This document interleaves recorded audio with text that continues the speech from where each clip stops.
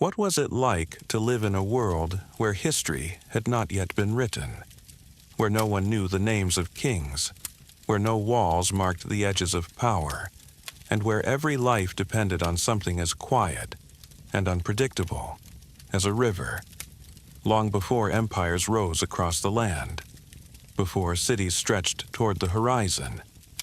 Two great rivers moved through a vast and changing landscape, shaping everything around them in ways that no one could fully control. The Yellow River in the north carried fine golden soil across wide plains, leaving behind fertile ground, and sometimes destruction. Further south, the Yangtze flowed deeper and steadier, winding through valleys where water and land existed in a fragile balance. Along these rivers, early communities began to settle, choosing places where the soil could be worked and water could be reached, even though they knew those same waters could one day take everything away. Homes were built low against the earth, formed from packed clay and simple wood, designed to endure the changing seasons rather than resist them. Inside, the air was warm and still, shaped by firelight and the quiet routines of daily life, where tools rested beside walls and clay vessels held the results of careful labor. Outside, the land stretched outward in soft patterns, where fields of millet moved with the wind in the north, and rice paddies reflected the sky like mirrors in the south.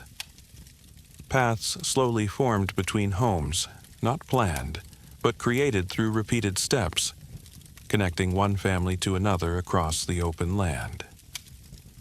In the early morning, a mist would settle over the fields, softening the world into something distant and calm, where sound traveled slowly and even movement seemed to fade into silence. Children walked beside their parents, learning not through instruction, but through watching and remembering, understanding the land through repetition and time. Elders stood at the edges of the village, studying the sky and the wind, paying attention to the smallest changes, because survival depended on noticing what others might overlook. And above all of this, there were the rivers. Some seasons they remained within their banks, moving steadily across the land, feeding the soil and allowing life to continue without interruption. But in other seasons, something shifted. The water rose beyond its edges, first gradually, then with quiet certainty, until the land itself disappeared beneath it. Homes collapsed into the current. Fields dissolved into moving water, and the work of entire seasons was erased without sound or warning. Those who lived beside the river could only move away and wait, watching from higher ground as familiar places vanished, knowing that nothing they had built could stop what was coming. And when the waters withdrew, they returned, not to what had been, but to what remained. Each time, they rebuilt their homes, replanted their fields, and continued, because beginning again was the only path they knew. Yet, over many generations, a quiet question began to take shape, carried through memory rather than words, growing stronger with each passing flood. Could the river ever be understood? Could its movement be guided? Or would life always remain tied to its unpredictable rhythm?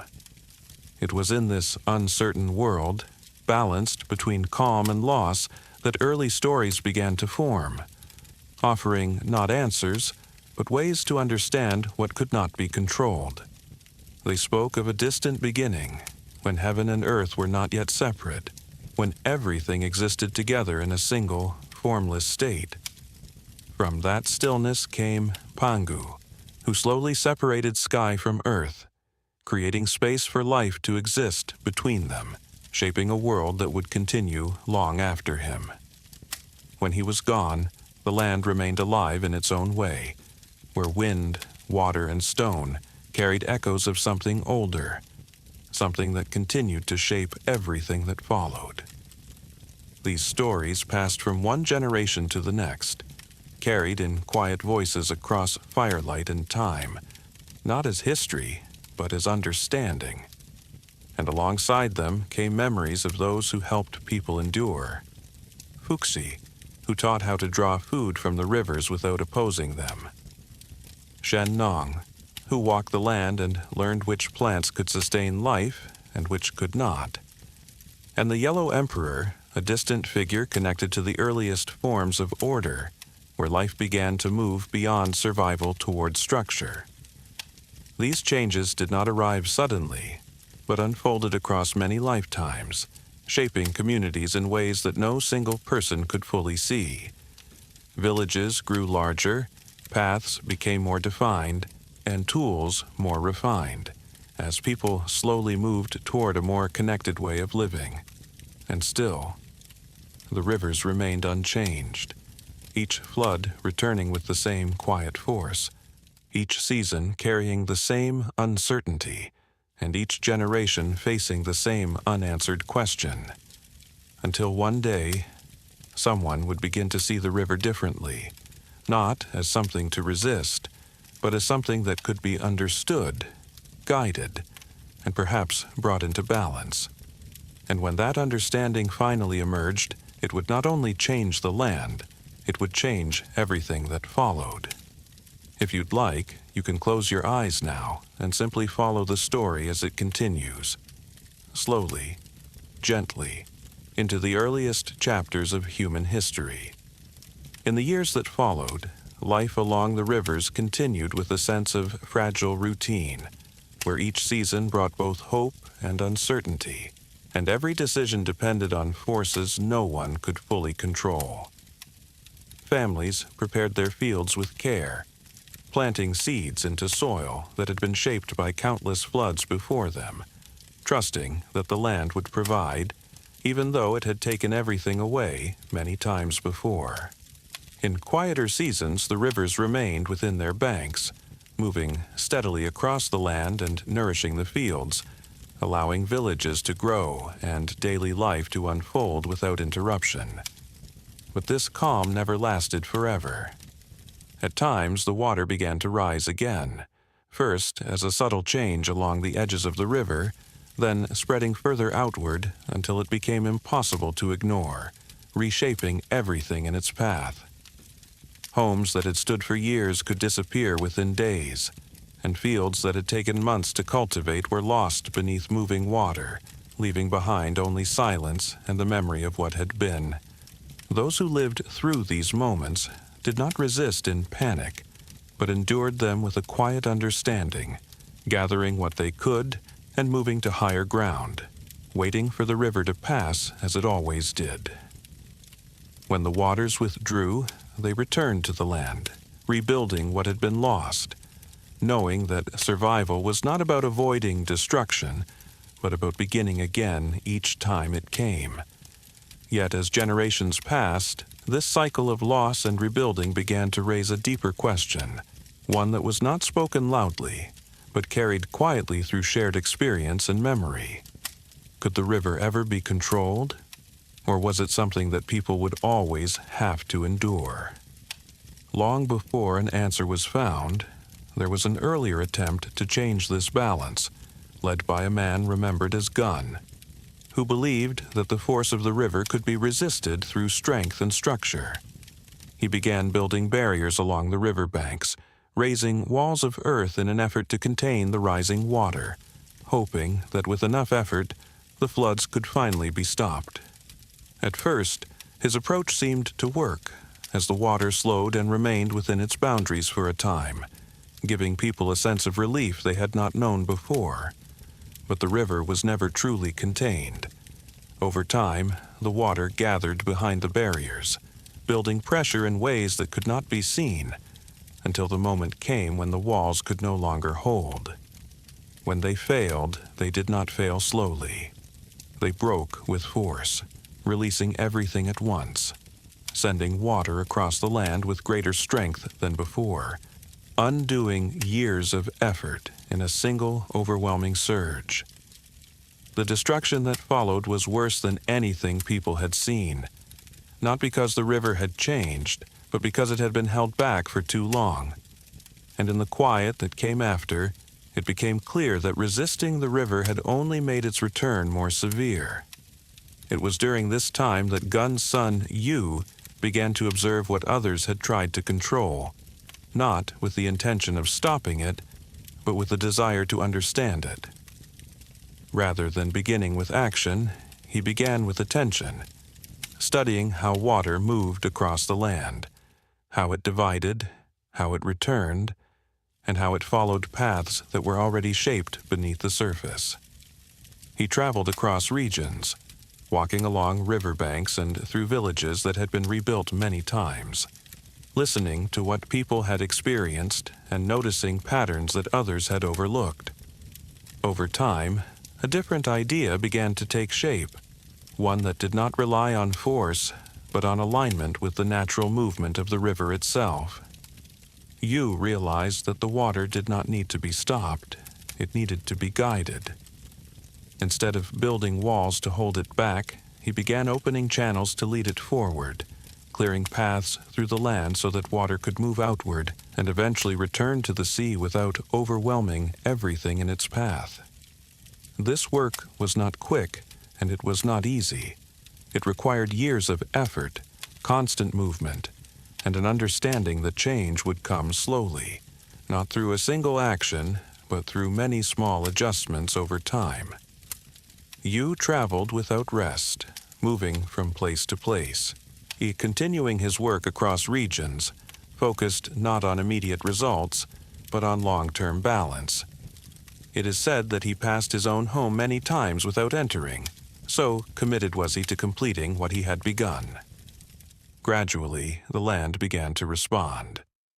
Floods still came, but they no longer spread without direction, and while they could still damage what stood in their way, they no longer erased entire regions as they once had. Fields could recover more quickly, homes could remain standing longer, and communities began to experience something they had rarely known before: a sense of stability. It was not perfect, and it did not remove uncertainty entirely, but it changed the way people understood the river, transforming it from something to be feared into something that could be worked with. As this understanding spread, so did the recognition of Yu himself, not as someone who commanded power, but as someone who had found a way to bring balance where none had existed before. People began to look to him for guidance, not because he demanded authority, but because his actions had created results that could be seen and trusted. Over time, that trust became leadership, and that leadership began to take on a new form. Rather than passing between individuals, it remained within a single line, carried forward from one generation to the next, forming the earliest shape of something more structured and enduring. This period would later be remembered as the beginning of the Xia, a time when leadership became more stable and society began to move toward a more organized form of rule. Yet, even as this new order took shape, the pattern that had always existed beneath the surface remained unchanged. Balance would form, and eventually it would be tested again, because what had been learned about the river would not be the only challenge that lay ahead. And in the generations that followed, new forms of power, belief, and conflict would begin to emerge, shaping the path of history in ways no one at the time could fully imagine. As the generations continued after the time of Yu, the land did not become completely stable, but it began to feel more predictable, as if the balance between people and nature had shifted just enough to allow something new to grow. Communities that had once struggled simply to survive now found moments of continuity, where fields could be cultivated across multiple seasons, and homes could remain standing long enough to feel permanent. With that stability came a gradual change in how people understood leadership, as authority was no longer something temporary, but something that could be passed forward, carried across time within a single lineage. This early form of rule would later be remembered as the Xia, not only as a dynasty, but as a transition point where society began to organize itself in ways that extended beyond immediate survival. At first, this structure held together quietly, supported by the memory of a hardship and the importance of balance, where leaders were still expected to understand the land and the people who depended on it. But over time, as generations passed and distance grew between rulers and those they governed, and that balance began to shift in subtle ways that were not immediately visible, but slowly changed the nature of power itself. Decisions were no longer shaped by direct experience, but by position, and with that change came a growing separation between authority and understanding. The land continued to produce, and the rivers still followed their paths, but something within the structure of leadership had begun to loosen, creating space for uncertainty to return. In later accounts, it is said that the final ruler of the Xia lost sight of responsibility, turning toward excess and comfort, no longer guided by the same awareness that had once defined the earliest leaders. Whether remembered exactly or shaped through story, this idea reflects something deeper, that when leadership moves too far from its purpose, it begins to weaken, not through sudden collapse, but through gradual imbalance. Beyond the regions controlled by the Xia, other groups had been growing in strength, watching the patterns of rule and learning from what they observed, preparing not through open conflict, but through steady development over time. Among these groups were the Shang, who developed their power patiently, building influence across surrounding areas and forming connections that would later allow them to rise. When the moment came, the transition did not happen as a single event, but as a shift in momentum, where one structure lost its hold while another became strong enough to replace it. The Xia faded, not only because it was challenged, but because it had already begun to lose the balance that once sustained it. In its place, the Shang established a new form of rule, one that carried forward certain traditions, but also introduced ways of understanding the world that were different from what had come before. Where earlier generations had focused on the visible patterns of land and water, the Shang turned their attention toward forces that could not be seen directly, seeking meaning in signs and connections that existed beyond everyday experience. They believed that the world was not only shaped by what could be observed, but also by influences that moved beneath the surface, linking the living to those who had come before. To understand these unseen forces, they developed practices that allowed them to ask questions and interpret responses, creating a system that connected decision-making with a deeper sense of order. These questions were carefully inscribed onto bones and shells, which were then heated until cracks formed across their surfaces, patterns that could be read and understood as answers. From these markings emerged one of the earliest forms of writing, not created for storytelling, but for seeking guidance, for recording questions, and for preserving the connection between action and meaning. Under the Shang, rulers were not only leaders of people, but also intermediaries between worlds, responsible for maintaining balance not just in society, but in the relationship between the living and their ancestors. Ritual became central to this system, not as decoration, but as communication, where offerings were made and questions were asked in an effort to understand what could not be seen directly. In some cases, these offerings extended beyond symbolic gestures, becoming real sacrifices given in exchange for insight, protection, or favor, reflecting a belief that balance required tangible exchange. To those within this world, these practices were not unusual, but necessary, forming part of a structure that brought meaning to uncertainty and order to the unknown. At the same time, the material world continued to evolve, as bronze was shaped into tools, vessels, and objects that supported both daily life and ritual practice, marking another step in the development of early society. Cities began to take clearer form, and social structures became more defined, creating layers of authority that extended beyond the village and into broader systems of control. Yet, even within this growing complexity, the same underlying pattern remained, as power gathered and stabilized, and then slowly began to shift once again. As rulers became more distant and systems more rigid, the connection between authority and lived experience weakened, creating the conditions for change to return. At the edges of this expanding world, other forces were already beginning to rise, watching and learning just as the Shang once had, waiting for the moment when balance would shift again. Because even in these early stages of history, a pattern had already begun to repeat itself, where every structure carried within it the possibility of transformation. And as the years continued to pass, that transformation was already beginning to take shape, moving quietly toward another turning point that would once again redefine the meaning of power.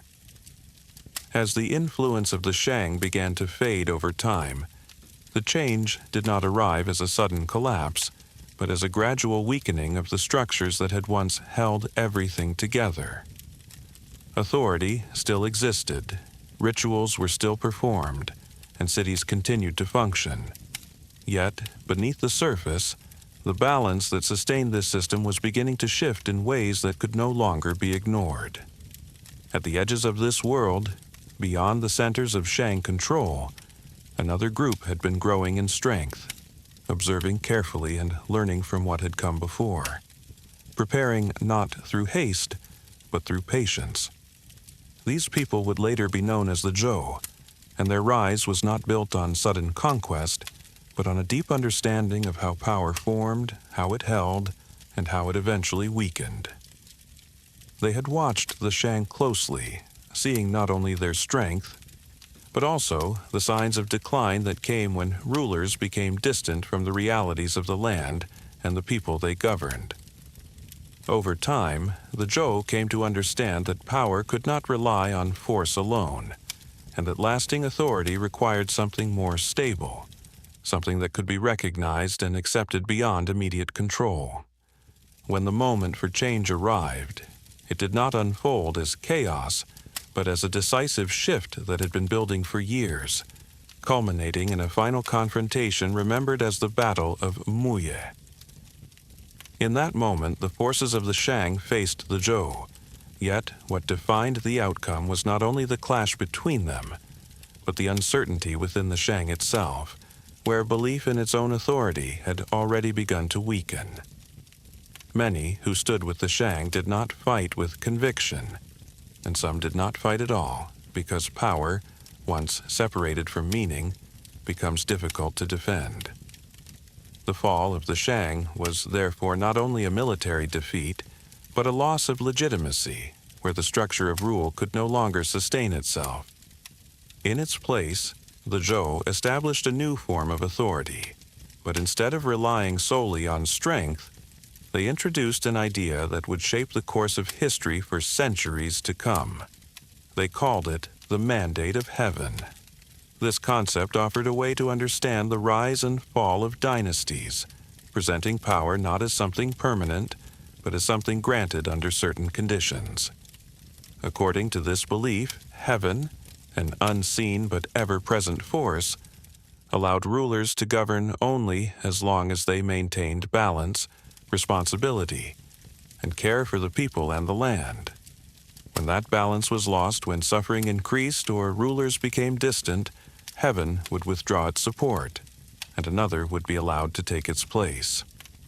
Through this idea, the Zhou transformed what might have been seen as rebellion into something that could be understood as part of a larger order, giving meaning to change and continuity to history.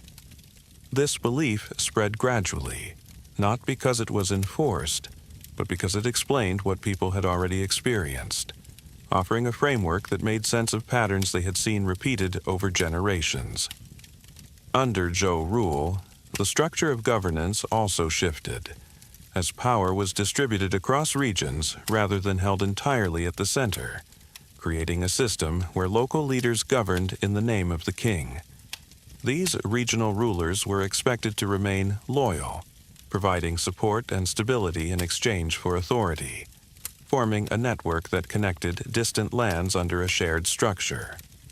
For a time, this system created stability, allowing agriculture to expand, populations to grow, and connections between regions to strengthen in ways that had not been possible before. But as generations passed, distance once again became a challenge, as those who governed far from the center grew more independent, shaping their own power rather than relying entirely on the authority of the Zhou kings. The system that had once unified the land began to loosen, not through a single failure, but through gradual shifts in loyalty, influence, and control. The Zhou kings remained in place, but their direct power weakened, and their ability to influence distant regions became less certain with each passing generation. This period would later be known as the beginning of the Spring and Autumn era, a time when the idea of unity still existed, but the reality of power had become far more complex. States emerged, each led by rulers who sought to strengthen their own position, not always in opposition to the Zhou, but increasingly independent from them. With this growing complexity came a new challenge, as leaders were no longer only concerned with survival or control, but with understanding how to govern effectively in a world where stability could not be taken for granted. It was within this environment that something remarkable began to take shape, not in the form of armies or expansion, but through thought, reflection, and the search for deeper understanding. As rulers faced uncertainty, they began to seek guidance, not only through tradition, but through new ways of thinking about order, society, and human behavior. This search did not produce a single answer, but many, as different individuals began to offer their own perspectives on how balance could be maintained in an ever-changing world.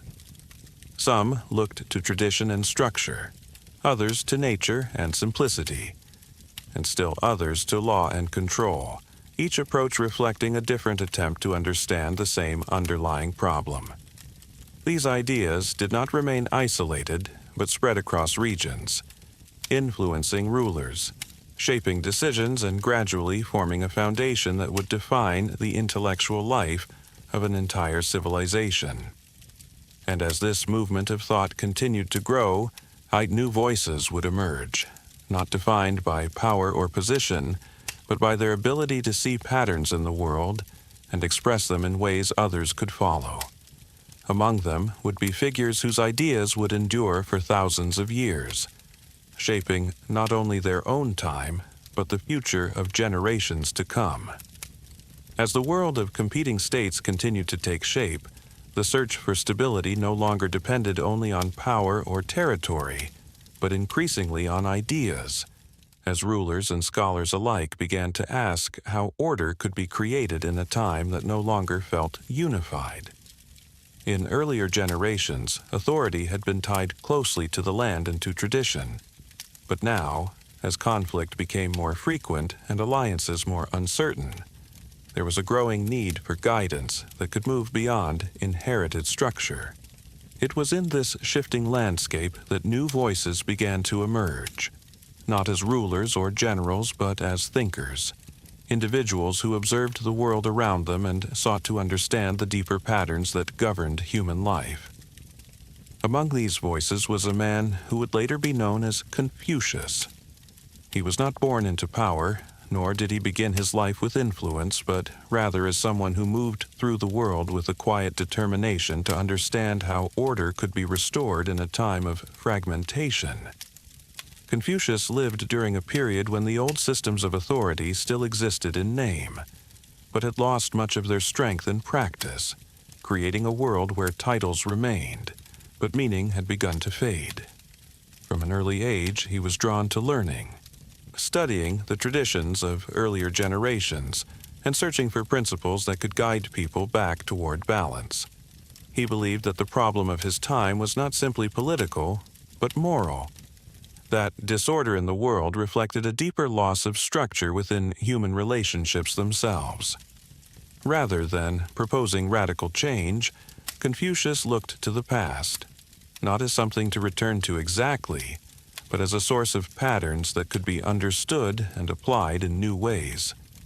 He spoke of relationships, of the connections between parent and child, ruler and subject, elder and younger, seeing these not as rigid roles but as foundations for harmony when guided by mutual respect and responsibility. To him, order did not begin with laws or force, but with behavior, with the way individuals carried themselves in daily life, shaping the larger world through countless small actions. He traveled from state to state, offering his ideas to rulers who were searching for stability, hoping to find a place where his vision of balanced governance could take root. Yet his journey was not one of immediate success. Many listened, but few acted. Some respected his knowledge, but hesitated to apply it in a world where power often demanded quicker and more direct solutions.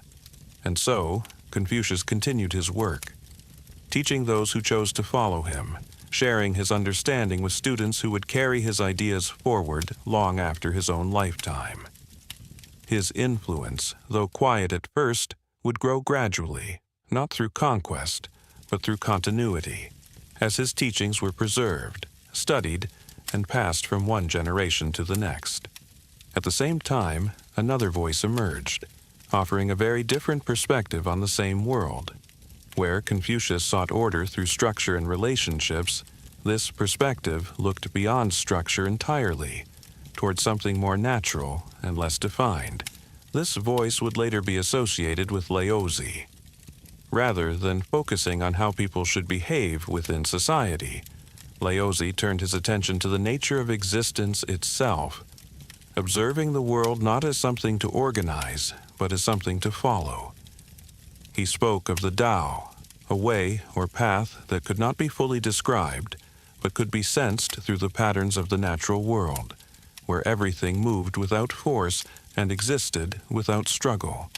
To Laozi, the problem of disorder did not come from a lack of rules, but from too much interference, from the tendency of people to impose control where none was needed. He suggested that harmony could be found not through action, but through restraint, through allowing things to unfold as they naturally would, without forcing outcomes. This idea stood in quiet contrast to the teachings of Confucius. One sought to shape behavior to restore order. The other suggested that order already existed, if only people would stop trying to control it.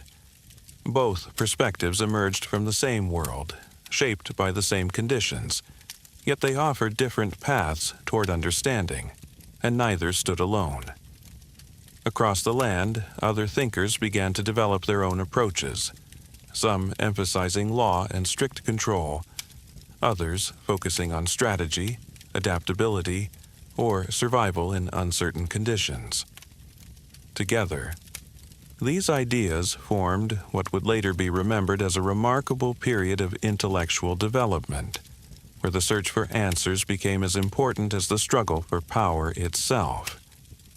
Rulers began to listen more closely to these voices, not always because they agreed, but because they recognized that understanding could offer advantages that force alone could not provide. In this way, thought itself became a form of influence, shaping decisions, guiding actions, and gradually becoming part of how power was understood and exercised. Yet even as these ideas spread, the conflicts between states did not disappear.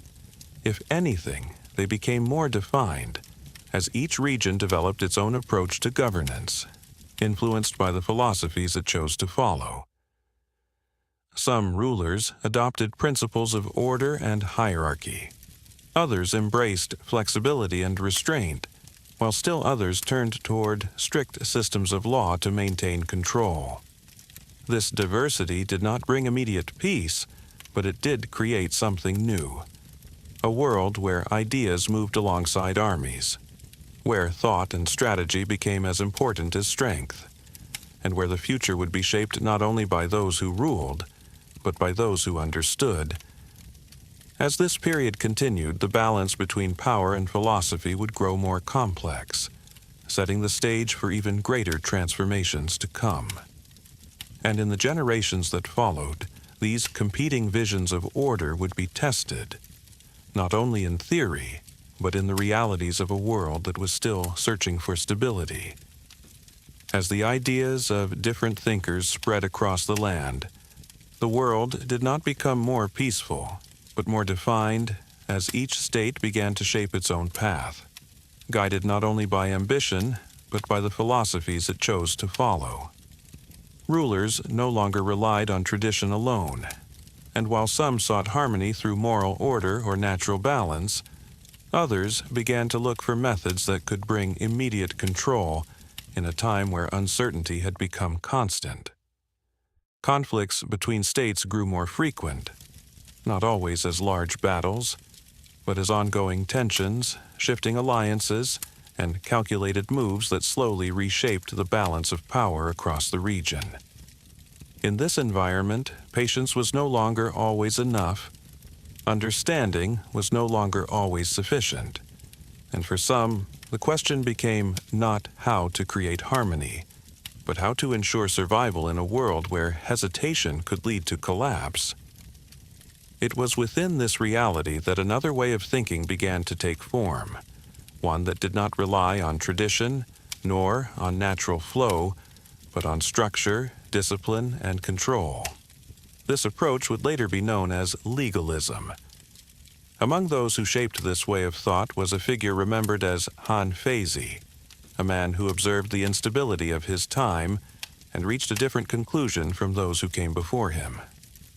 Where Confucius saw disorder as a failure of moral behavior, and Laozi saw it as a result of too much interference, Han Feizi saw it as something inherent, a natural tendency of people to act in their own interest.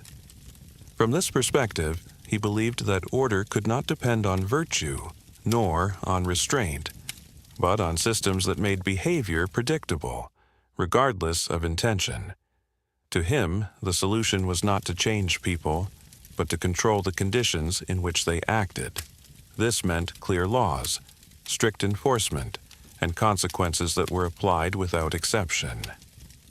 Under legalist thought, reward and punishment became the foundation of governance, creating a system where actions were guided not by belief, but by certainty.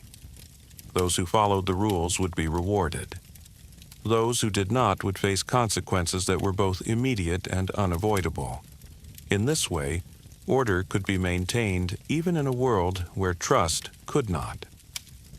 This approach was not gentle, but it was effective, especially in a time when states were competing for survival. Some rulers began to adopt these ideas, recognizing that while they lacked the philosophical depth of other teachings, they offered something practical, something that could be applied quickly and with measurable results. Among the states that embraced this way of thinking most completely was Qin. Located in the western regions, Qin had once been considered distant and less developed, but over time it began to change in ways that set it apart from the others. Its leaders adopted legalist principles not as one approach among many, but as the foundation of their system, reshaping their society with a focus on discipline, efficiency, and control. Land was reorganized, power was centralized, and systems were put in place to ensure that every action contributed to the strength of the state. Farmers were encouraged to produce more, and soldiers were rewarded based on achievement. And those who did not meet expectations faced clear consequences. Through these changes, Qin transformed itself into something new, not just another state among many, but a structure designed for expansion. While other regions balanced philosophy with tradition, Qin focused on results, applying its system consistently and without hesitation. As the years passed, this approach began to show its effects.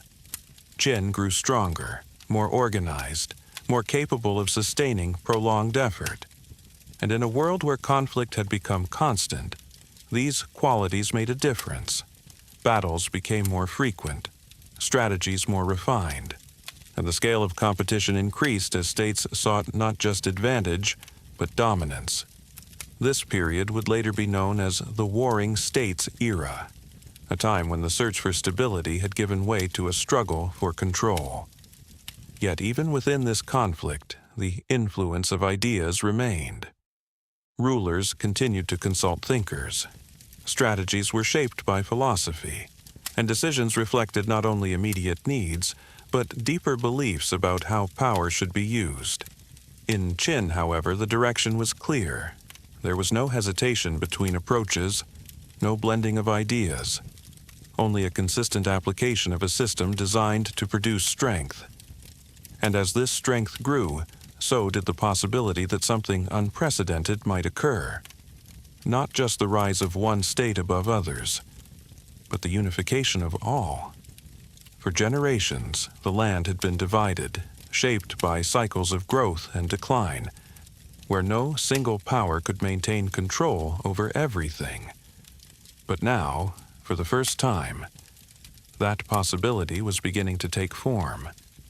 And in the years that followed, the path toward that outcome would become clearer, as one state moved steadily closer to achieving what none before had fully accomplished. As the strength of Qin continued to grow, the balance between the states began to shift in a way that felt different from what had come before, as if the long period of division was slowly moving toward a single outcome that few had once believed possible. Among those who would shape this turning point was a young ruler who would later be remembered as Qin Shi Huang. He did not begin as an emperor, but as a king in a world where power was still contested, where every decision carried risk, and where the idea of unifying the land remained uncertain. From an early stage in his rule, he was surrounded by advisors who understood the system that had made Qin strong, guiding him to continue applying the principles that had brought the state this far. These principles were clear, consistent, and often unforgiving, built on the belief that order could only be maintained through discipline and control, and that hesitation could weaken everything that had been built. Under this approach, Qin did not pause. It expanded. Campaign by campaign, region by region, the state moved forward with a level of coordination and persistence that set it apart from its rivals. Other states resisted, sometimes with strength, sometimes with strategy, but over time, the difference in structure and organization became difficult to overcome. Each victory brought Qin closer to something larger than dominance. It brought it closer to unification. The process was not immediate, and it did not happen without resistance, but it continued with a steady force that reshaped the political landscape of the entire region. One by one, the remaining states fell, not always in dramatic battles, but often through sustained pressure, where the outcome became clear long before the final moment arrived.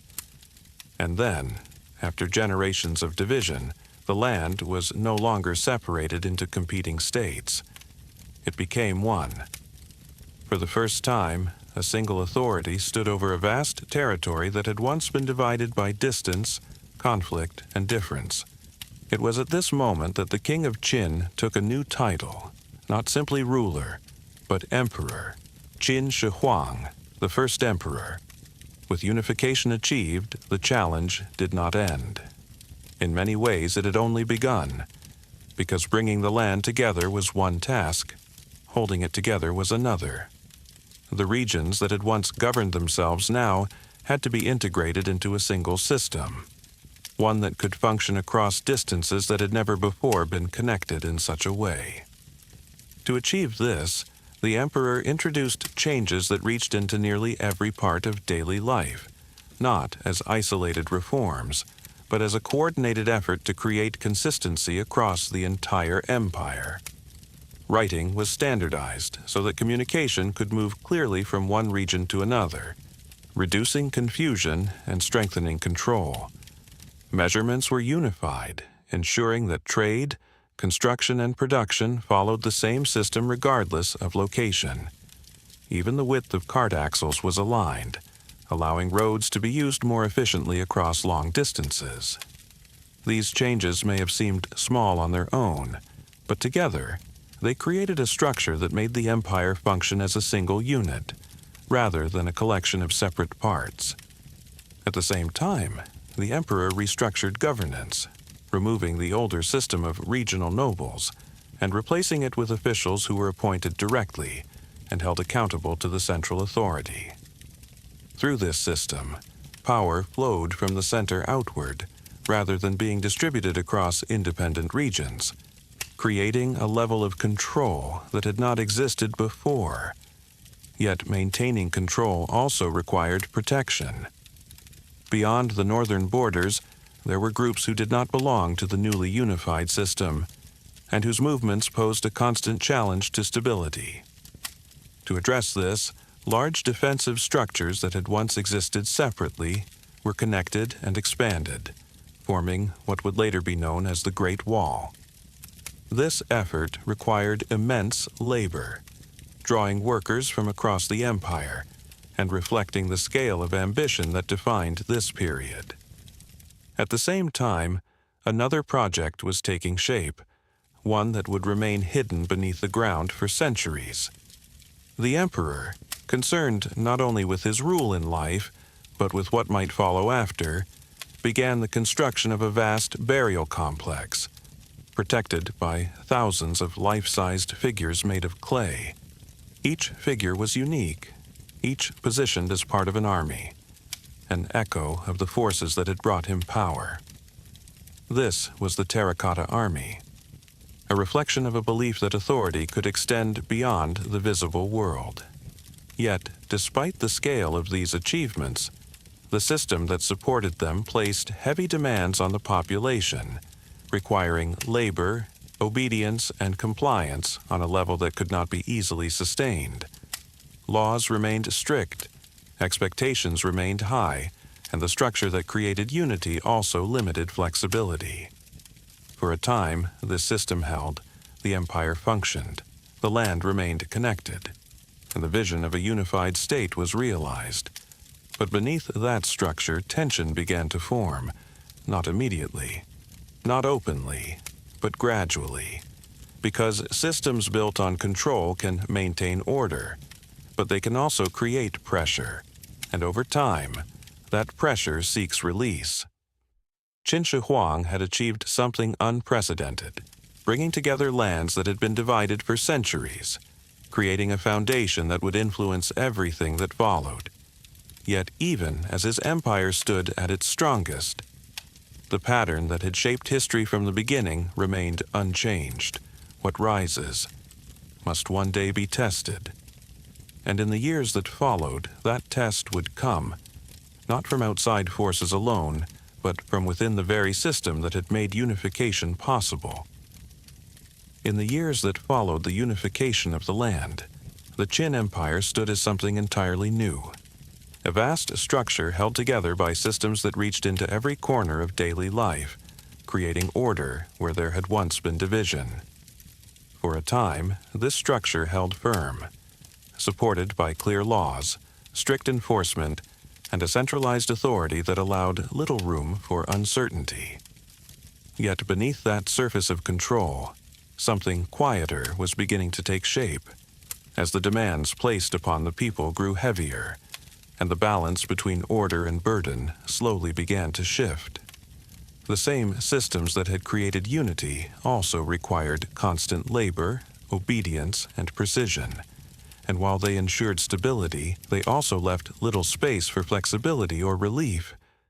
Farmers were expected to produce, workers were called to build, soldiers were required to serve. And each role was defined not by choice, but by necessity within the system. At first, this structure functioned as intended, maintaining control across the empire. But over time, the pressure it created began to accumulate in ways that were not immediately visible. Small acts of resistance appeared, not as open rebellion, but as hesitation, as delay, as quiet refusal. These moments were scattered and uncoordinated, but they reflected something deeper, a growing distance between the demands of the state and the lived experience of those within it. After the death of Qin Shi Huang, this balance became more fragile, as the strength that had held the system together began to weaken. Not because the structure disappeared, but because its center could no longer maintain the same level of control. The succession that followed did not carry the same authority, and the clarity that had once defined Qin rule began to fade, creating uncertainty at a time when the system required consistency. It was in this moment of weakening that unrest began to take clearer form. What had once been isolated acts of resistance became connected, as groups of people began to move together, no longer simply enduring the system, but beginning to challenge it. Among those who emerged during this time were individuals whose paths would shape what came next, not as established rulers, but as participants in a shifting world where new possibilities were beginning to appear. One of these figures was Liu Bang.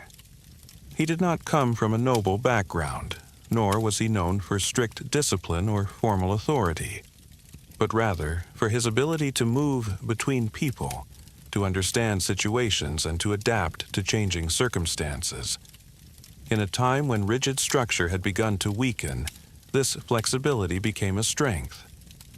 Another figure, very different in character, was Xiang Yu, a man of great presence and ability, known for his strength and determination, who approached conflict with a directness that reflected the traditions of earlier warrior leaders.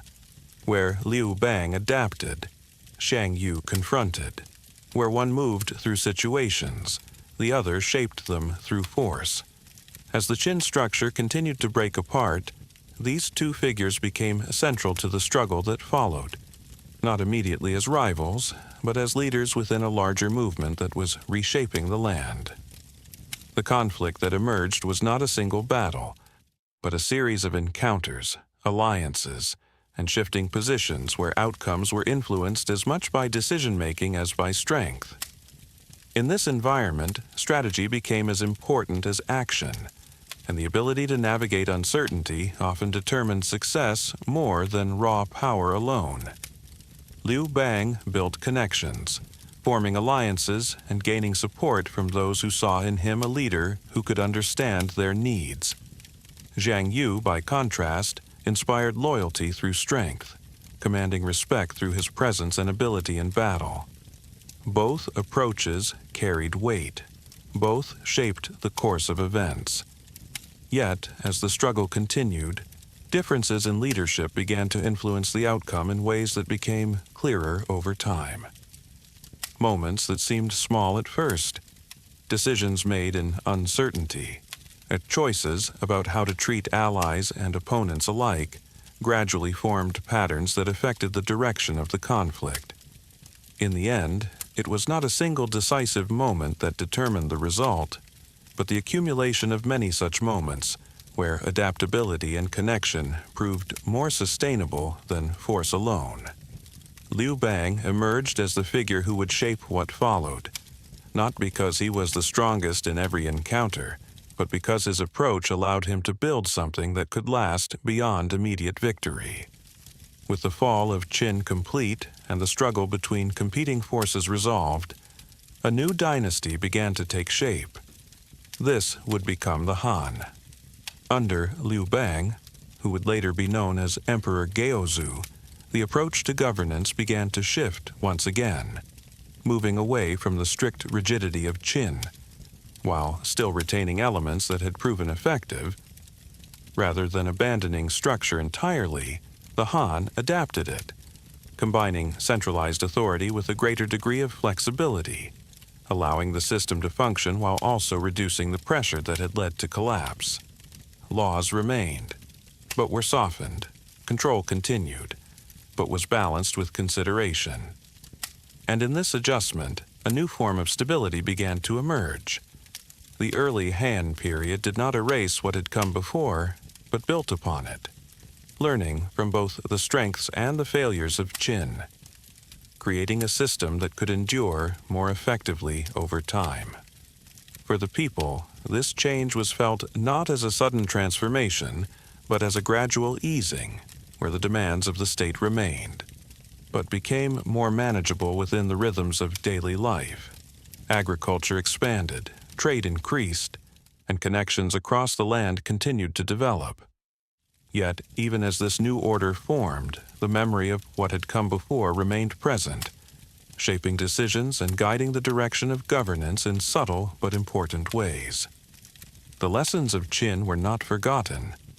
They were absorbed, adjusted, and carried forward. And as the Han continued to grow, the foundations laid during this period would support one of the most enduring dynasties in history, a time of expansion, of cultural development, and of connections that would extend far beyond the boundaries of the empire itself. As the Han dynasty continued to establish itself, the early foundations laid after the fall of Qin gradually developed into a more stable and expansive system, one that allowed the empire not only to endure, but to grow in new and far-reaching ways. In the years that followed, governance became more balanced, combining structure with flexibility, and creating conditions where both agriculture and trade could expand across regions that were now more securely connected.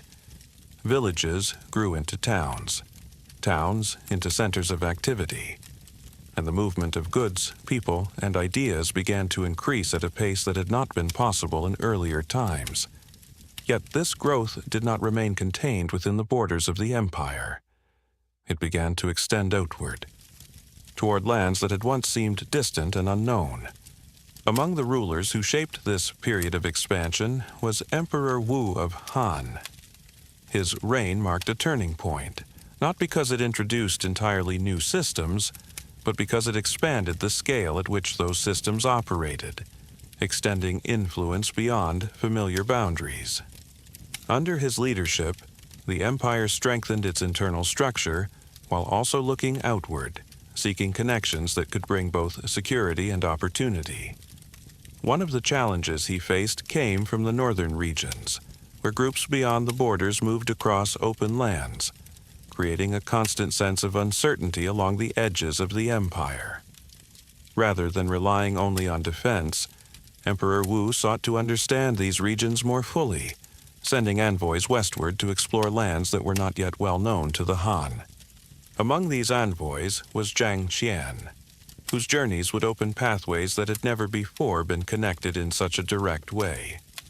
His travels were not easy, and they did not follow a straight path, but over time, they revealed something important: that beyond the immediate horizon, there were other worlds, other societies, other systems of exchange.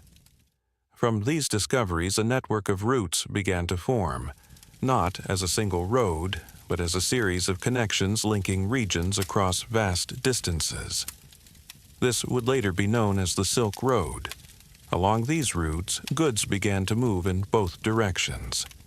Silk traveled westward, while other items, ideas, and influences moved eastward. But this exchange was not only about trade, it was also about connection. Cultures that had once existed separately began to influence one another, sharing knowledge, practices, and ways of understanding the world.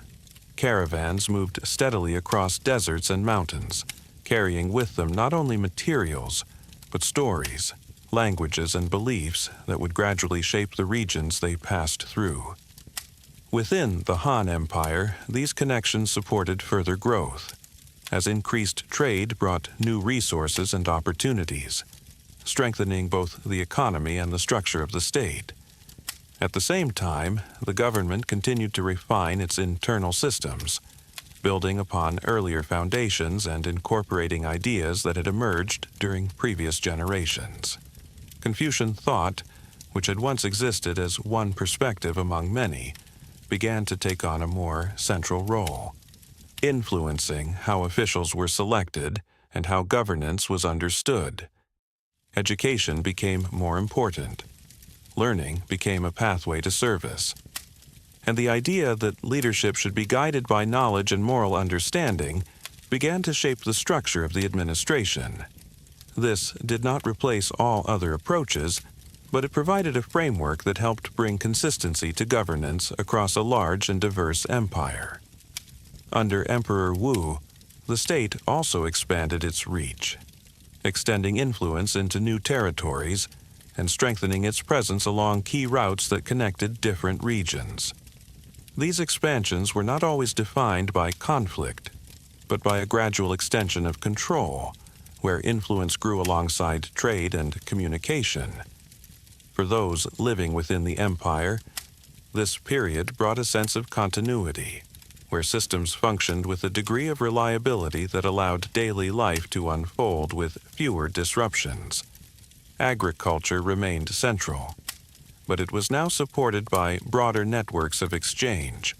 Markets became more active, craft production increased, and the movement of goods connected distant communities in ways that had not existed before. Yet, even within this period of growth, challenges remained.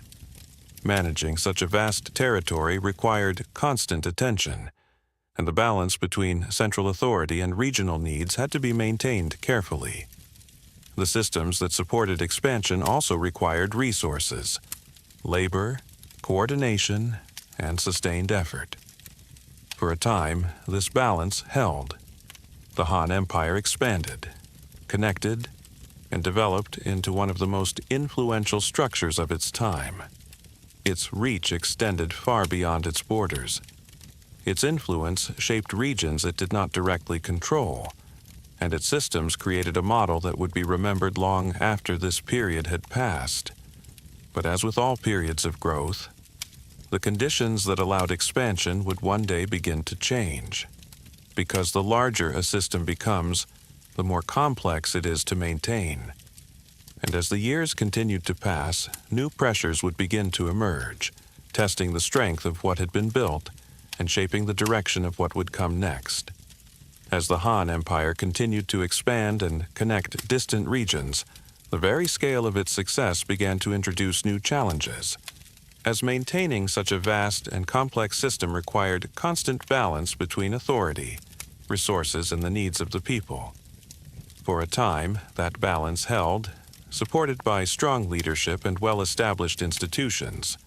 But over the years, subtle changes began to appear, not as sudden disruptions, but as gradual shifts that slowly affected the stability of the entire structure. At the center of the empire, the court grew larger and more intricate, filled with officials, advisors, and competing interests, each influencing decisions in ways that were not always aligned with the realities of the land. As this internal complexity increased, distance between the central authority and local regions began to grow, making it more difficult to respond quickly and effectively to challenges that arose across the empire. Corruption, which had once been limited, became more widespread, as positions of influence offered opportunities for personal gain, and oversight became harder to maintain across such a large system. These changes did not immediately disrupt daily life, but they altered the foundation upon which stability depended, creating small imbalances that, over time, began to accumulate. For those living in rural areas, the effects were felt in more practical ways. As taxes increased, labor demands grew heavier, and the support that had once come from the state became less consistent. Land ownership began to shift, with powerful families gaining greater control over resources, while the smaller farmers found it more difficult to maintain their independence. This concentration of wealth and influence created a widening gap within society, where the balance between different groups became more difficult to sustain. At the same time, natural challenges such as floods, droughts, and changing conditions placed additional pressure on communities that were already managing increased demands. These events were not new, but their impact was amplified by the weakened systems that were meant to respond to them. As conditions became more difficult, unrest began to grow, not immediately as large-scale rebellion, but as dissatisfaction that spread gradually, connecting individuals who shared similar experiences across different regions. In time, this unrest began to take more visible form. Movements emerged that combined social frustration with deeper beliefs, offering not only resistance but also meaning to those who felt the system no longer served them. Among these was a movement later known as the Yellow Turban Rebellion, which drew its strength from a combination of hardship and spiritual belief, uniting people under a shared vision of change. The rebellion did not arise from a single cause, but from the accumulation of many pressures, each contributing to a broader sense that the existing order could no longer be maintained in its current form. When it began, it spread quickly, not because it was centrally organized, but because the conditions that supported it existed across wide areas of the empire. The Han government responded with force, deploying armies to suppress the movement, and while these efforts eventually reduced the immediate threat, they did not resolve the underlying issues that had allowed it to grow. Instead, the response placed additional strain on the system, requiring further resources and strengthening the influence of military leaders who were called upon to restore order. These leaders, once acting in service of the central authority, began to gain power in their own right, controlling regions and armies that operated with increasing independence. As their influence grew, the balance of power shifted once again, moving away from the central court and toward those who held control on the ground. The emperor remained, the structure remained, but the ability to enforce unity weakened, and in that weakening, the empire began to fragment. Not through a single moment of collapse, but through a gradual separation, where regions became less connected and authority became more localized. This period of transition did not immediately end the Han dynasty, but it marked the beginning of its decline, as the systems that had once supported its strength could no longer function in the same way. For those living through this time, the changes were not always clear in a single moment, but became evident through shifting conditions, where stability felt less certain and the future less predictable. The connections that had once linked distant regions began to loosen. Trade became less consistent, communication less reliable, and the sense of a unified empire began to fade. Yet, even within this fragmentation, new patterns were forming, as leaders adapted to changing conditions, and regions developed their own ways of maintaining order. These developments would eventually lead to a new phase in the history of the land, one defined not by a single authority, but by multiple centers of power, a time of division, of shifting alliances, and of competing visions for the future.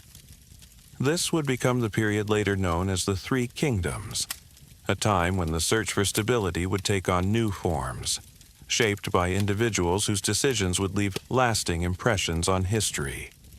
And as the Han continued to weaken, the world that had once been unified began to transform once again, moving toward a new chapter where power would be tested in ways both familiar and entirely new.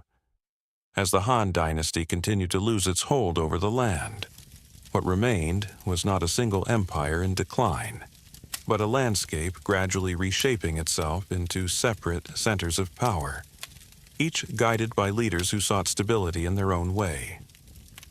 The unity that had once connected distant regions began to dissolve, not through sudden collapse, but through a steady separation, as local authorities took on greater responsibility, and central control became more symbolic than real.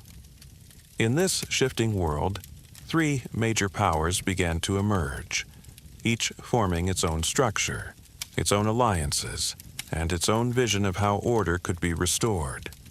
These would later be remembered as the Three Kingdoms: Wei, Shu, and Wu. Each developed under different conditions, shaped by geography, leadership, and the choices made in a time where no path forward was certain. In the north, the state of Wei took form under the leadership of Cao Cao, a figure known not only for his ability in governance, but also for his understanding of strategy and timing, qualities that allowed him to bring stability to a region that had been deeply affected by unrest. Rather than relying solely on force, he worked to rebuild systems of administration, restoring agricultural production and organizing resources in a way that allowed his state to function with consistency. In doing so, he created a foundation that extended beyond immediate conflict, shaping a structure that could endure even as the larger world remained uncertain. In the West, another leader began to gather support, Liu Bei, whose path differed in both tone and approach. Where Hao Chao focused on structure, Liu Bei emphasized relationships, building loyalty through trust and shared purpose, drawing people to him, not through authority alone, but through a sense of connection. He was often accompanied by those who believed in his vision, including advisors and companions whose roles would become central to the development of his state. Together, they formed what would become Shu, a region that relied not on overwhelming strength, but on careful alliances and strategic positioning. In the south, the state of Wu developed under Sun Quan, whose leadership reflected a balance between stability and adaptability, allowing his region to maintain control over its territory while navigating the shifting dynamics between the other two powers. The geography of the south, with its rivers and natural barriers, provided both challenges and advantages, shaping the way Wu approached defense and expansion. These three states did not exist in isolation, but in constant relation to one another, where decisions in one region influenced outcomes in the others, creating a dynamic system that was always in motion. Conflicts did occur. Battles were fought. Yet the story of this period was not defined only by confrontation, but by the choices made between moments of conflict, where strategy, patience, and timing often determined the course of events. Alliances formed, then shifted. Plans were made, then adjusted. And within this ongoing movement, certain moments came to stand out as turning points, not because they ended the struggle, but because they revealed the balance between the competing powers. One such moment was the Battle of Red Cliffs, where the forces of Cao Cao met the combined strength of Liu Bei and Sun Quan, in a confrontation shaped as much by planning as by action.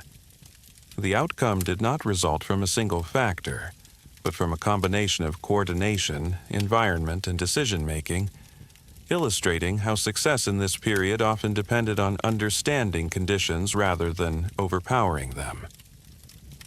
Through such events, the three kingdoms established a form of balance, where no single state could easily dominate the others, and where the continuation of each depended on maintaining its own strengths while adapting to the movements of its rivals.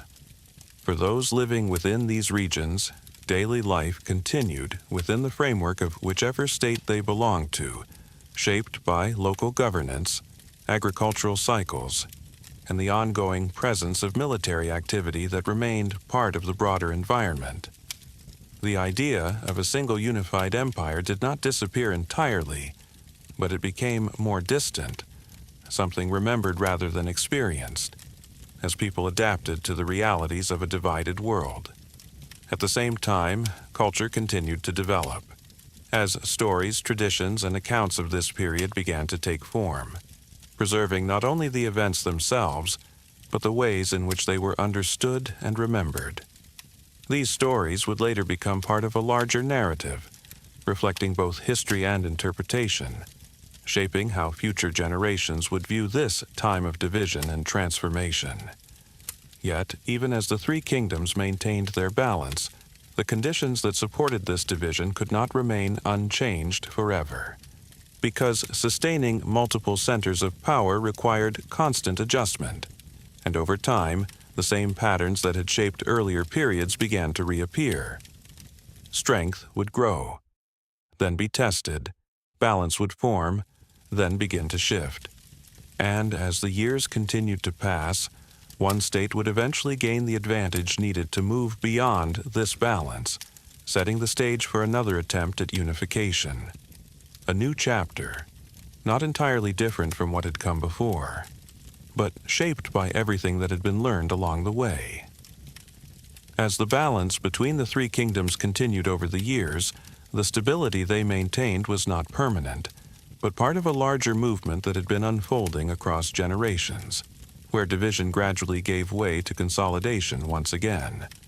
Among the three, the state of Wei held certain advantages, not only in territory, but in administrative structure, allowing it to maintain a level of organization that would later influence what followed. Over time, however, control within Wei began to shift, as authority moved away from its original rulers and into the hands of a powerful family that operated from within the system itself. This family, known as the Sima, did not rise through sudden change, but through careful positioning, gradually increasing their influence while maintaining the outward structure of the state. As their power grew, the transition that followed did not appear as a dramatic break, but as a continuation, where one form of leadership gave way to another without immediately altering the overall system. In time, this shift resulted in the establishment of a new dynasty, the Qin. With this change, the process of unification began once more, as the Qin moved to bring the remaining states under a single authority, completing what had remained unresolved during the period of division. The final stages of this unification did not rely solely on force, but also on the weakening of those who remained, as internal challenges within the other states made it increasingly difficult for them to sustain their position. Eventually, the land was brought together again, and for a moment it seemed as though the long cycle of division had come to an end. Yet the unity achieved under the Qin did not carry the same strength as that which had come before. Because while the land was unified, the foundation beneath that unity was not fully stable. Within the court, divisions began to appear, not as open conflict at first, but as differences in influence, ambition, and control, creating a structure that appeared whole, but was internally fragmented. These tensions grew over time, eventually taking form in what would later be remembered as the War of the Eight Princes, a series of conflicts within the ruling elite that weakened the very center of authority. The struggle was not for the land as a whole, but for control within the system, and in that struggle, resources were consumed, stability was reduced, and the ability to govern effectively began to decline. As the central structure weakened, the impact extended outward, affecting regions that depended on consistent leadership to maintain order. At the same time, pressures from beyond the traditional boundaries of the empire began to increase, as groups from the north and west moved into areas that had become less secure. These movements were not entirely new, but under weakened conditions they became more difficult to manage, contributing further to the instability that was already present. In time, the combination of internal conflict and external pressure led to a breakdown of the unified structure, as the Qin lost control over significant portions of the land. The northern regions, in particular, fragmented into smaller states, each led by different groups, creating a landscape that no longer reflected a single authority, but many competing ones. This period would later be known as the Era of the 16 Kingdoms, a time defined by diversity of rule, shifting alliances, and ongoing transformation. In the south, however, a different pattern emerged.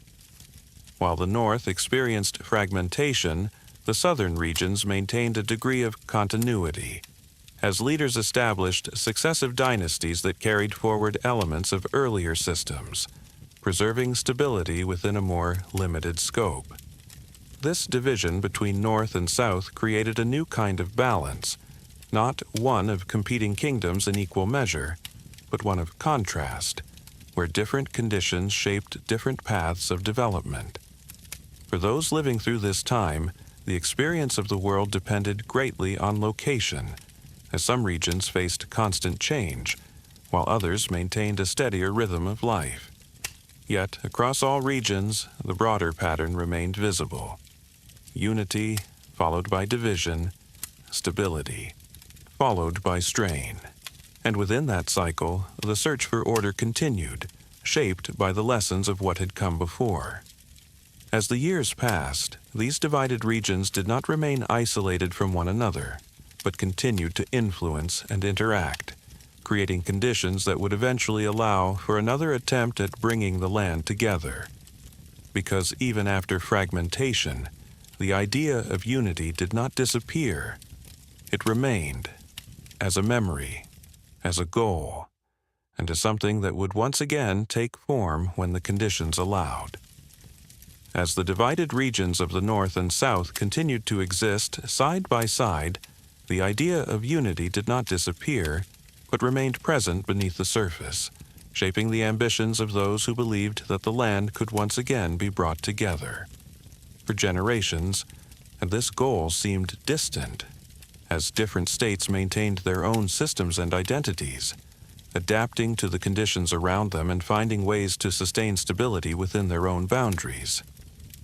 Yet, over time, patterns began to shift once more, as certain regions grew stronger, developing the structure and resources needed to move beyond their immediate surroundings.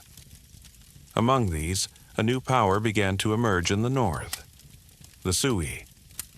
Their rise was not sudden, but built through careful consolidation, as leadership strengthened its position and extended control across neighboring areas, gradually forming a foundation that could support something larger.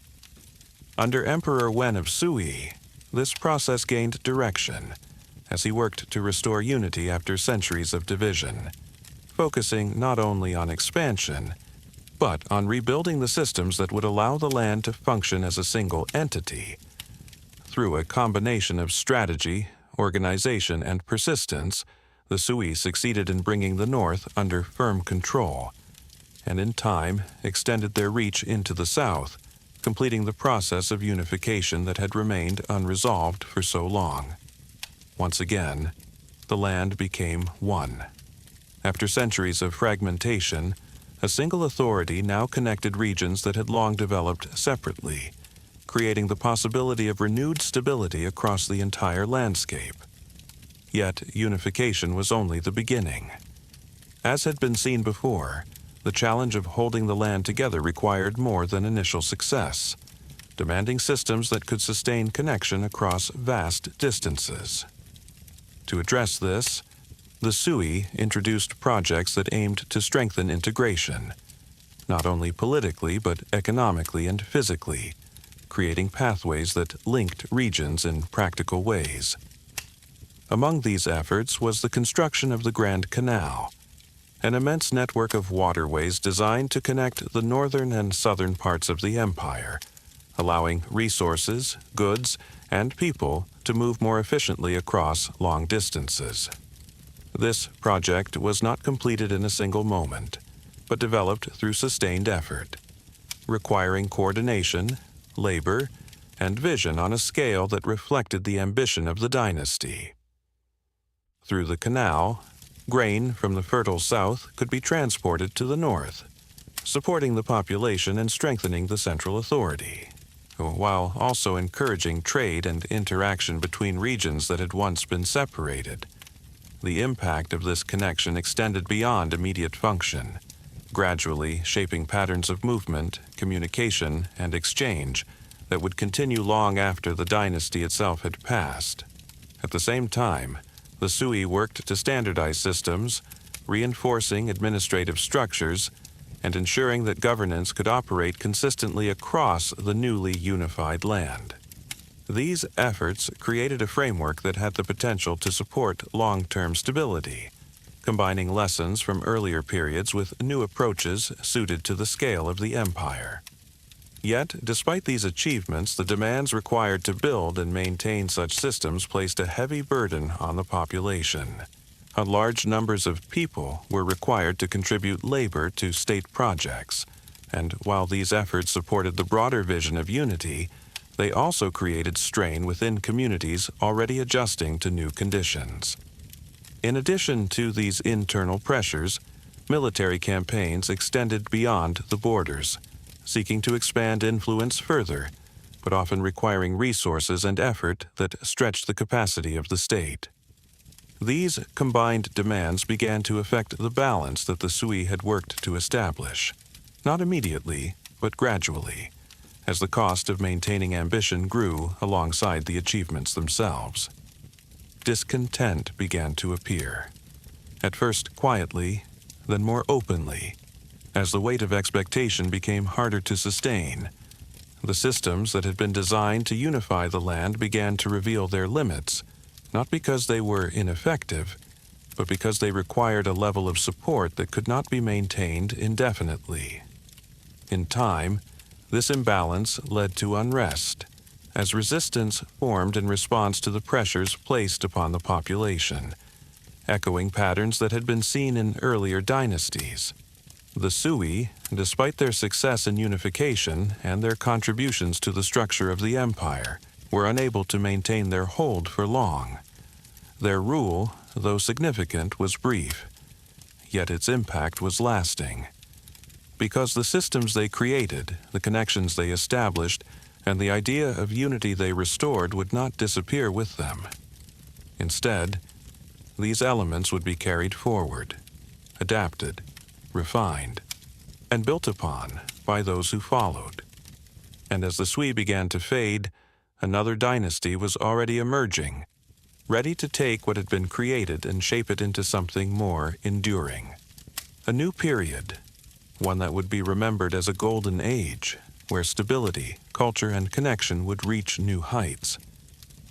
As the Sui dynasty came to an end, the structures it had created did not disappear, but remained in place, forming the foundation for what would follow, as a new dynasty rose and began to shape one of the most remarkable periods in the history of the land. This new dynasty would be known as the Tang. Its rise did not begin with a sudden break from the past, but with a continuation, as its early leaders took what had been built and adapted it with greater balance, allowing stability to take root more deeply than before. Under Tang rule, the empire entered a period where governance, culture, and connection developed together, creating an environment that felt both structured and open, where systems functioned effectively while allowing space for growth. At the center of this world stood Chang'an, the capital, a city that reflected the scale and organization of the empire itself, carefully planned and connected, where movement flowed through streets that linked different parts of society into a larger whole. Within the city, markets were active, drawing goods from distant regions, while officials, scholars, merchants, and travelers moved through spaces that brought together a wide range of experiences and perspectives. Chang'an was not only a center of administration, but a place of exchange, where ideas, languages, and traditions met, creating a sense of connection that extended beyond the boundaries of the empire. Along the routes that linked the Tang to other regions, the networks first opened during earlier periods continued to expand, allowing trade to move across long distances, carrying goods such as silk, ceramics, and other materials outward, while bringing new influences inward. These exchanges did not occur all at once, but developed steadily, shaped by the movement of caravans, ships, and individuals who carried with them both objects and knowledge. Through these connections, the Tang became part of a broader world, interacting with distant regions in ways that allowed both sides to influence one another over time. Within the empire, the government refined its systems further, strengthening administration while maintaining flexibility, creating a structure that allowed for both control and adaptation. The civil service system became more defined, with officials selected based on learning and ability, reflecting the continued influence of earlier philosophical traditions that emphasized knowledge as a foundation for leadership. This approach did not eliminate all challenges, but it created a level of consistency that supported long-term stability, allowing the empire to function across a wide and diverse landscape. At the same time, culture flourished. Art, literature, and expression developed in ways that reflected both tradition and innovation, as individuals explored new forms while remaining connected to what had come before. Poetry, in particular, became a significant form of expression, capturing moments of daily life, reflections on nature, and the experiences of those who lived within this expanding world. These works were not only created, but shared, becoming part of a broader cultural environment that connected people across regions and generations. For many, this period brought a sense of continuity, where systems worked with a degree of reliability that allowed life to unfold without constant disruption, and where opportunities for learning, trade, and movement were more accessible than before. Yet, even within this period of growth and stability, the conditions that supported it required careful maintenance, as the size and complexity of the empire continued to present challenges that could not be ignored. Managing distant regions required coordination. Maintaining balance between central authority and local conditions demanded attention. And the same networks that supported connection also required protection. For a time, these challenges were managed effectively, allowing the Tang to sustain its position as a leading power, both within its own borders and in its interactions with the wider world. But as the years passed, subtle changes began to appear, not immediately disrupting the system, but gradually affecting its balance, as pressures both internal and external began to build. One such moment came with a major rebellion that would later be known as the An Lushan Rebellion, an event that did not arise suddenly, but developed from a combination of military, political, and social factors that had been forming over time. When it began, it spread across large areas, disrupting the stability that had defined the earlier period, and placing significant strain on the structures that had supported the empire. The response required effort and coordination, and while the rebellion was eventually brought under control, its impact was lasting, weakening the central authority and altering the balance that had once allowed the Tang to function so effectively. In the years that followed, the empire did not collapse immediately, but it was no longer the same, as the strength that had defined its earlier period became more difficult to sustain. Regional powers gained influence, central control became less consistent, and the sense of unity, while still present, began to change.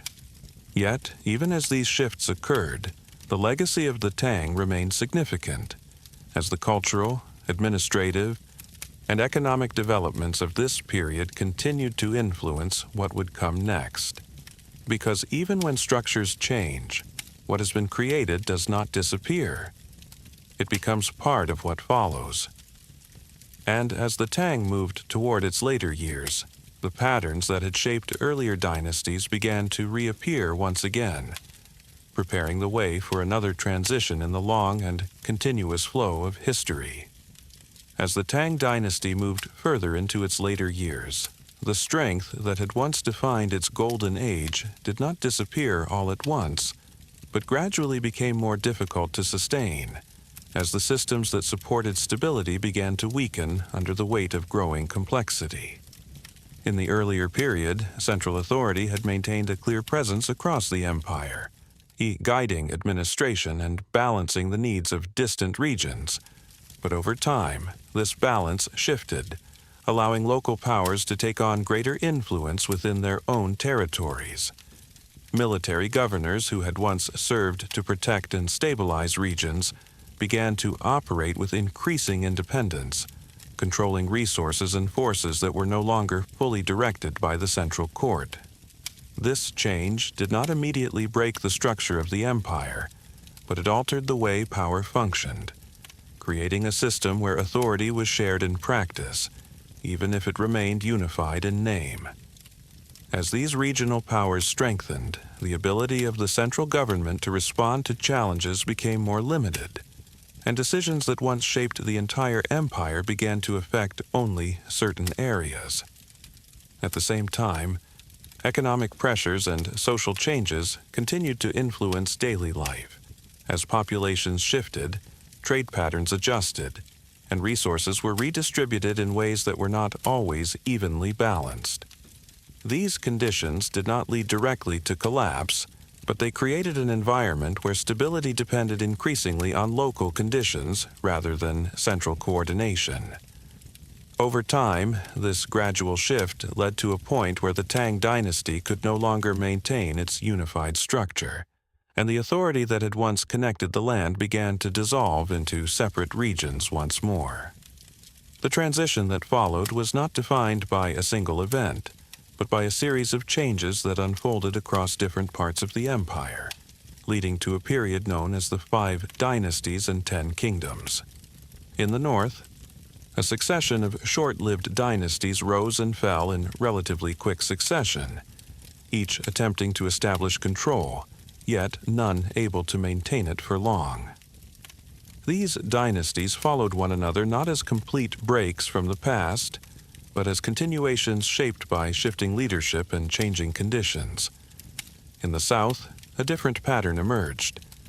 Rather than rapid succession, multiple kingdoms existed at the same time, each developing its own systems and maintaining stability within its own boundaries, even as the larger sense of unity had faded. This division created a landscape that was both fragmented and active, where different regions experienced different forms of governance, and where cultural and economic life continued to evolve in diverse ways. Trade did not stop. Agriculture did not end, and daily life, though shaped by changing conditions, continued within the structures that each region maintained. For many, the experience of this period depended on location, as some areas experienced frequent changes in leadership, while others maintained a steadier rhythm of life under more stable local rule.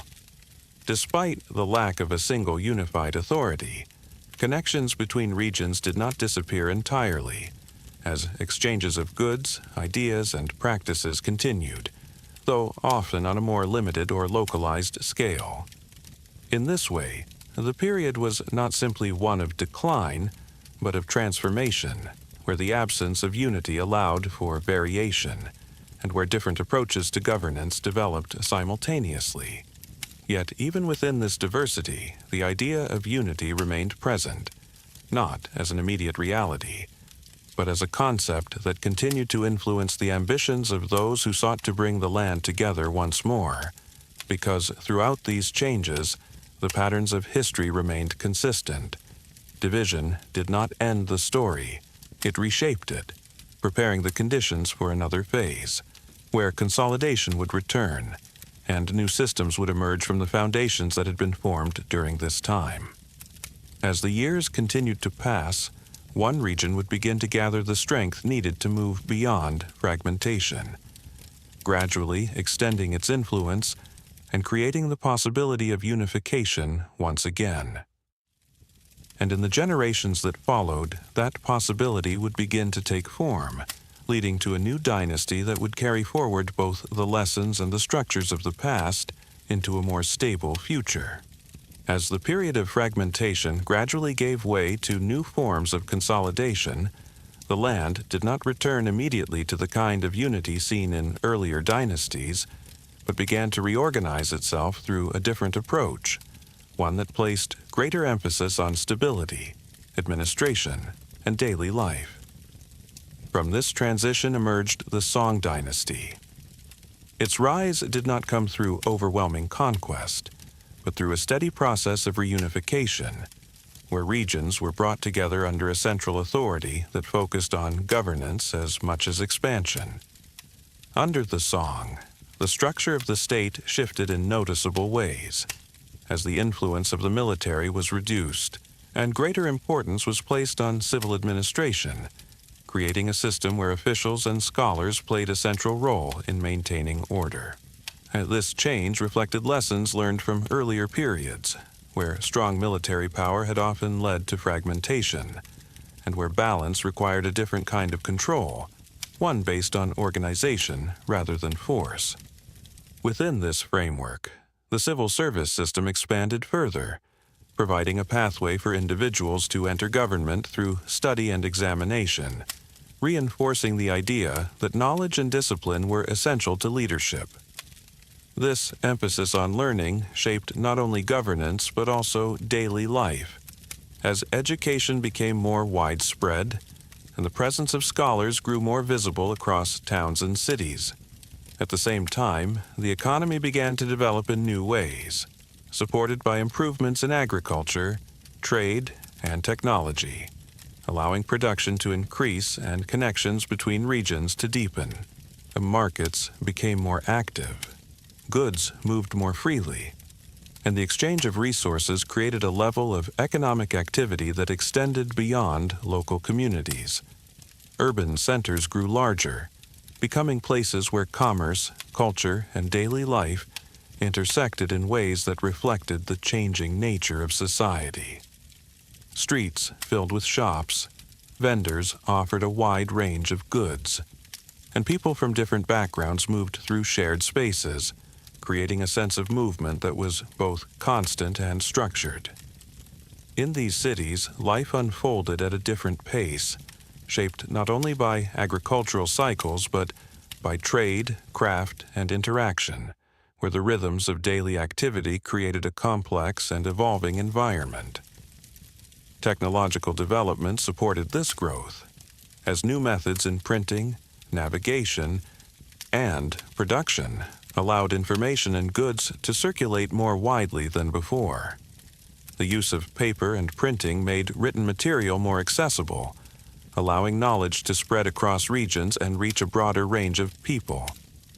This change influenced education, communication, and the preservation of ideas, strengthening the cultural foundation of the dynasty. At the same time, advances in tools and techniques improved efficiency in various forms of work, contributing to a system where productivity could support a growing population.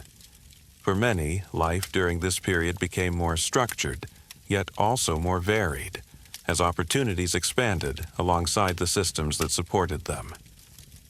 Yet, despite these developments, the Song did not achieve complete control over all regions, as areas beyond its borders remained outside its authority, creating a situation where internal stability coexisted with external challenges. In the north, powerful groups continued to exist, maintaining their own structures and influencing the balance between regions, requiring the Song to navigate relationships that were not always defined by direct control. This condition shaped the approach of the dynasty, encouraging strategies that emphasized diplomacy, trade, and adaptation, rather than continuous expansion.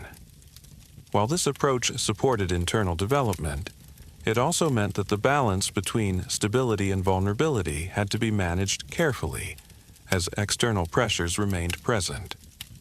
Over time, these pressures would become more significant, as new forces emerged beyond the established boundaries, in bringing changes that would once again alter the course of the land. Yet, within the period of Song rule, the focus on administration, economy, and daily life created a legacy that would influence not only what followed, but also how society could function in times of relative stability. Because even without complete unification, the systems developed during this time demonstrated that strength could take different forms, and that continuity could be maintained through organization, connection, and the steady rhythm of everyday life. And as the years continued to pass, the balance between internal development and external challenge would begin to shift once more, leading to a new phase where the patterns of expansion, adaptation, and transformation would once again come into focus.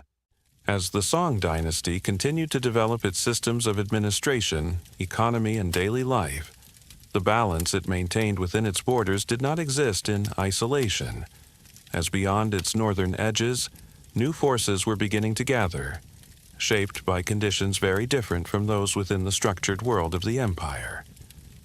Across the open grasslands, where movement was constant and the horizon stretched without boundary, communities lived in ways that followed the rhythms of animals, seasons, and wide landscapes, forming a society that was both flexible and resilient.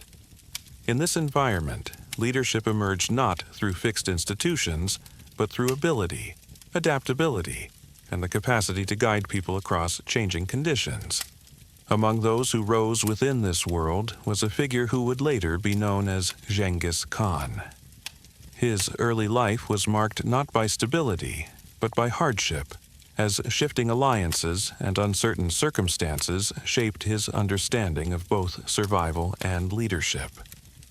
Through experience, he developed a way of bringing people together, uniting groups that had once been separate, not through rigid structure, but through shared purpose and clear direction. Over time, this unification created something new, a force that moved across the land with coordination and intent, shaped by mobility and the ability to adapt quickly to different environments. As this force grew, it began to extend beyond the grasslands, reaching into regions that had long existed within more settled systems, creating encounters between very different ways of life. For the Song dynasty, these developments represented a challenge that could not be addressed through the same methods that had supported internal stability. Because the nature of this new force did not align with established patterns, it moved differently, it responded differently, and it required a different kind of understanding. As contact between these worlds increased, the balance between them began to shift, not through a single event, but through a series of encounters that gradually changed the relationship between regions. The Mongol expansion continued across vast areas, connecting lands that had previously been separate, forming a network that extended far beyond a single territory.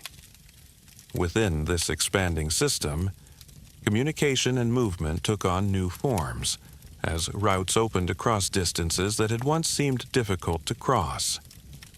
Eventually, this expansion reached the regions of the Song, leading to a period of transition where the existing structure faced pressures that it could not fully absorb. The process was not immediate, but over time the balance shifted in favor of the expanding force, and the Song dynasty gave way to a new form of rule. This new dynasty would be known as the Yuan. Under the Yuan, the land was once again unified, but the nature of that unity reflected the origins of those who had established it, combining elements of earlier systems with new approaches shaped by different experiences. The administration adapted to manage a vast and diverse territory, bringing together regions that had been connected through expansion rather than gradual consolidation. At the same time, the broader network that had formed across Eurasia allowed for increased movement of people, goods, and ideas, linking distant areas in ways that had not previously existed on such a scale. Travel became more continuous, exchange more frequent, and connections more direct. Within this environment, the flow of knowledge expanded as technologies, practices, and cultural influences moved across regions, shaping societies in ways that reflected both local traditions and broader interactions. For those living within the Yuan dynasty, daily life continued within familiar patterns, yet also carried new elements as the presence of a wider network influenced trade, communication, and opportunity. Cities remained active, markets continued to function, and the rhythms of daily activity persisted, even as the larger structure of power had changed. Yet, as with earlier dynasties, maintaining such a vast system required balance, and over time, challenges began to appear, shaped by differences in governance, social structure, and the complexity of managing a diverse population. These challenges did not immediately disrupt the system, but they created conditions where stability depended on constant adjustment. And as the years continued to pass, the patterns that had defined earlier periods began to re-emerge once more.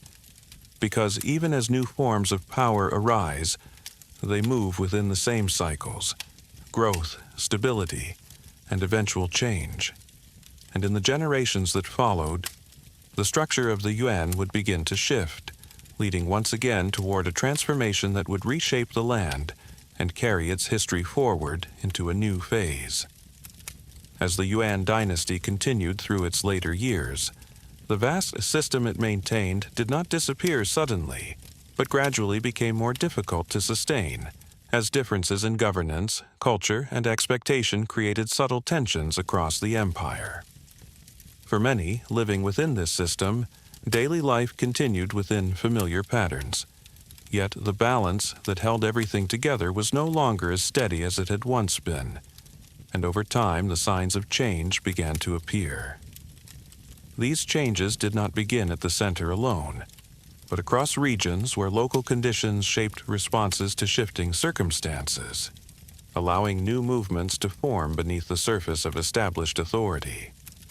Among these developments was the gradual rise of forces that sought to restore a different kind of order, one that reflected earlier traditions and responded to the needs of the population in ways that felt more immediate. From this environment emerged a leader who would later become known as the founder of a new dynasty, Zhu Yuanzhang.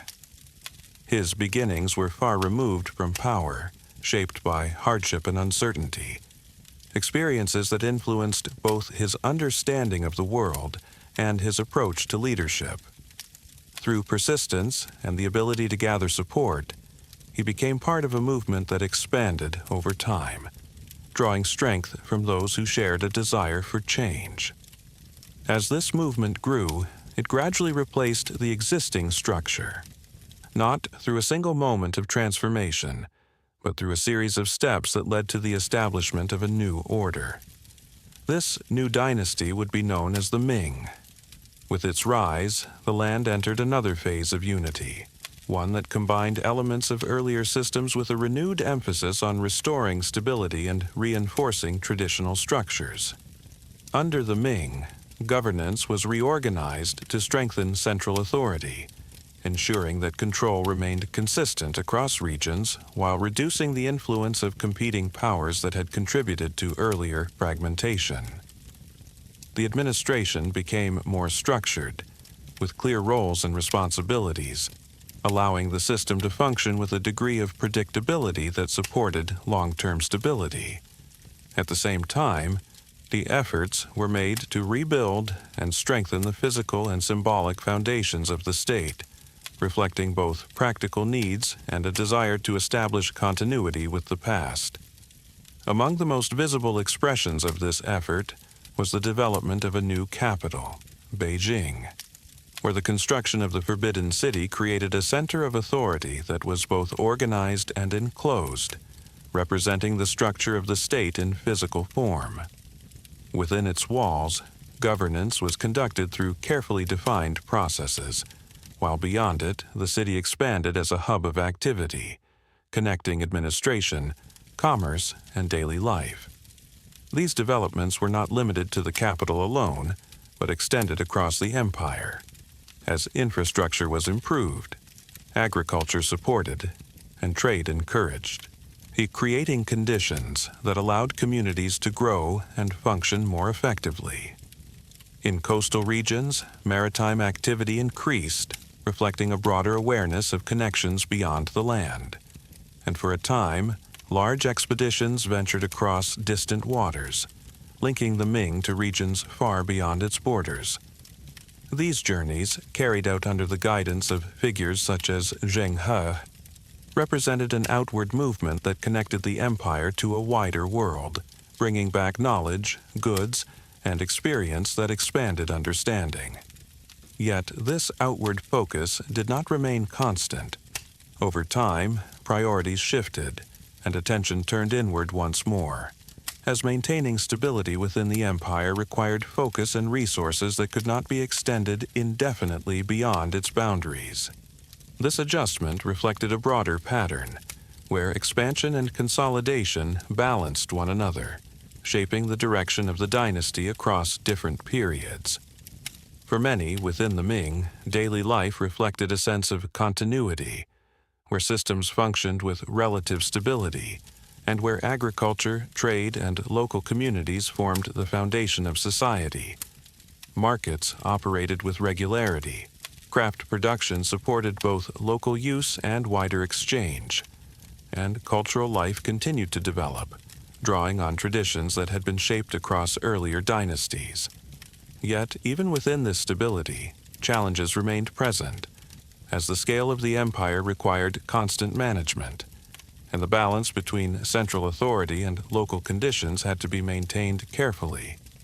Over time, the pressures began to build once again, shaped by internal dynamics and external influences that would gradually affect the structure of the state. These changes did not immediately disrupt the Ming, but they created conditions where stability depended on ongoing adjustment and where the patterns of history continued to unfold. Because even in periods of strength, change remains, waiting. And as the years moved forward, the Ming would eventually face the same cycle that had shaped those before it, leading toward another transformation in the long and continuous story of the land. As the Ming dynasty moved toward its later years, the stability it had maintained for generations began to weaken, not through a single cause, but through a combination of pressures that slowly affected the balance of the entire system. Within the empire, economic strain increased, administrative challenges grew more complex, and the ability to respond effectively to changing conditions became more limited over time. At the same time, beyond the northeastern borders, another force was developing, shaped by a different environment and a different path of organization, gradually gathering the strength needed to move beyond its origins. These people would later be known as the Manchus. Their rise did not come suddenly, but through a process of consolidation, as leadership united different groups and created a structure that could support expansion into new territories. As their influence grew, the balance between them and the Ming began to shift, not immediately, but through a series of encounters that gradually changed the relationship between the two sides. Within the Ming, internal difficulties made it harder to maintain control, and as pressures increased, the system became more vulnerable to change. Rebellions emerged, not as isolated events, but as expressions of broader conditions that had been developing across regions. Among these movements was one led by Li Zicheng, whose forces advanced toward the center, taking advantage of the weakening structure of the state. In time, the capital was reached, and the Ming dynasty came to an end, not through a single decisive moment, but through the convergence of internal strain and external opportunity. It was in this moment of transition that the Manchus moved forward, entering the central regions and establishing a new dynasty, the Qing. With their rise, the land entered another phase of unity, a one that combined the systems of earlier dynasties with the distinct identity of those who now held power. The Qing rulers adopted many existing structures, maintaining administration and governance in ways that allowed continuity, while also introducing elements that reflected their own background and approach. This balance between continuity and difference became a defining feature of the dynasty, shaping how it governed a vast and diverse population. Over time, the Qing expanded their territory, extending influence into regions beyond the traditional boundaries, creating one of the largest and most extensive empires in the history of the land. This expansion did not occur all at once, but through a steady process that combined military action, negotiation, and integration, bringing together areas with different cultures and conditions under a single authority. Within this structure, systems of governance were adapted to manage diversity, allowing different regions to maintain aspects of their own identity while remaining connected to the central state. For many, daily life continued within familiar rhythms, shaped by agriculture, trade, and local communities, even as the larger structure of the empire expanded around them. Markets remained active, fields continued to produce, and the routines of everyday life provided continuity across generations. At the same time, the Qing maintained a strong central authority, ensuring that the system remained coordinated across its wide territory, balancing local variation with overarching control. For a significant period, this balance held, allowing the empire to function with a degree of stability that supported growth, cultural development, and interaction with regions beyond its borders. Yet, as the years passed, new challenges began to emerge, shaped not only by internal conditions, but by increasing contact with forces beyond the traditional world of the empire. These interactions introduced new dynamics, bringing changes that could not be fully managed within existing systems. Trade expanded, but so did tension, because the balance between internal structure and external influence was becoming more complex. Over time, these pressures would begin to affect the stability that the Qing had maintained, creating conditions where adaptation would be necessary, and where the patterns of history would once again move toward transformation. Because even at its height, no system remains unchanged, and as the Qing continued into the later stages of its rule, the foundations of its strength would gradually be tested, leading toward a new chapter shaped by forces both familiar and entirely new. As the Qing dynasty continued into its later years, the balance it had maintained for generations began to encounter pressures that did not come only from within, but increasingly from beyond its traditional boundaries, where new forms of power were emerging and expanding across the wider world. For centuries, the empire had functioned within systems that connected it to surrounding regions, managing trade and interaction through established patterns that allowed for control and stability. Yet over time, these patterns began to change, as distant nations developed new methods of movement, new forms of organization, and new approaches to expansion that brought them into closer contact with lands they had not previously engaged with in the same way. At first, this contact took the form of trade, as goods moved between regions, creating connections that seemed, on the surface, similar to those that had existed before. But beneath this exchange, differences in intention and structure began to emerge, shaping a relationship that would become increasingly complex. One of the central issues that developed during this period was related to trade imbalance, as goods from the Qing, such as tea and silk, were in high demand, while the empire itself had less need for products coming from outside. To address this imbalance, new commodities were introduced into the system, not as part of traditional exchange, but as a means of shifting the flow of trade. Among these was opium. Its presence began gradually, entering through trade networks and spreading over time, affecting communities in ways that extended beyond economic exchange. The Qing government, recognizing the impact of this development, sought to restrict its distribution, attempting to maintain control over a situation that was becoming increasingly difficult to manage. These efforts led to a growing tension between the empire and those who were involved in the trade, as restrictions challenged the interests of those who sought to expand it. Over time, this tension moved beyond negotiation, becoming a conflict that would later be known as the Opium War.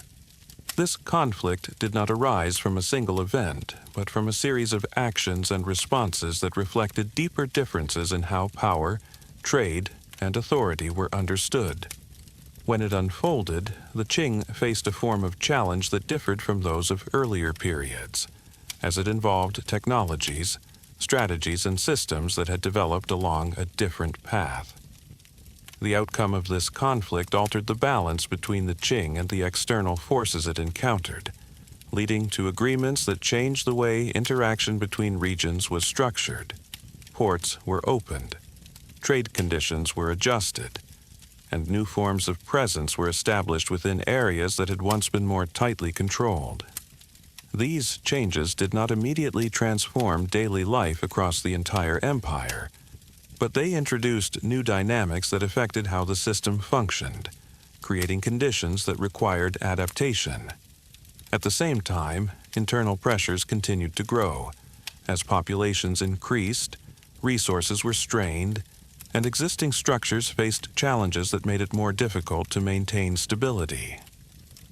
Among these pressures was a movement that would later be known as the Taiping Rebellion, a large-scale uprising that combined social, economic, and ideological elements, spreading across regions and creating significant disruption.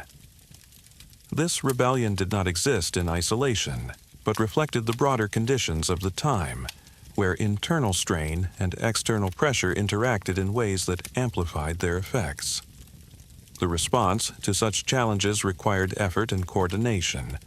Yet, the scale of the situation made it difficult to restore balance fully, and the impact of these events continued to shape the direction of the empire.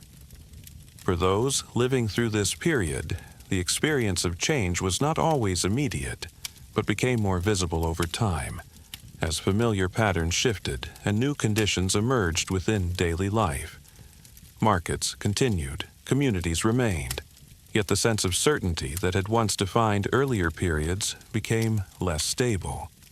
The Qing dynasty did not collapse at once, but entered a phase where maintaining control required constant adjustment, as the systems that had supported its strength faced pressures that were both internal and external, because the world around the empire was changing, and those changes could not be fully contained within existing structures. As the years moved forward, these pressures would continue to build, shaping the path toward a transformation that would not only affect the dynasty itself, but redefine the structure of the land in ways that had not been seen before.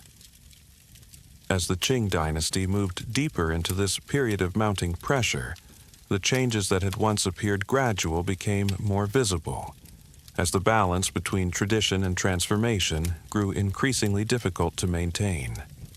For generations, the empire had relied on systems that connected governance, culture, and daily life into a coherent structure. Yet, now those systems faced challenges that could not be addressed through familiar methods alone. Efforts were made to adapt. Reforms were proposed, and new approaches were introduced in an attempt to strengthen the state and respond to the changing world beyond its borders. Some of these efforts focused on modernizing certain aspects of the system, including military organization, industry, and education, reflecting an awareness that existing structures needed to evolve. Yet these changes did not occur uniformly, and they often faced resistance from within, as different groups held different views on how the future should be shaped. This created a situation where reform moved forward in some areas, while remaining limited in others, making it difficult to achieve a consistent transformation across the empire.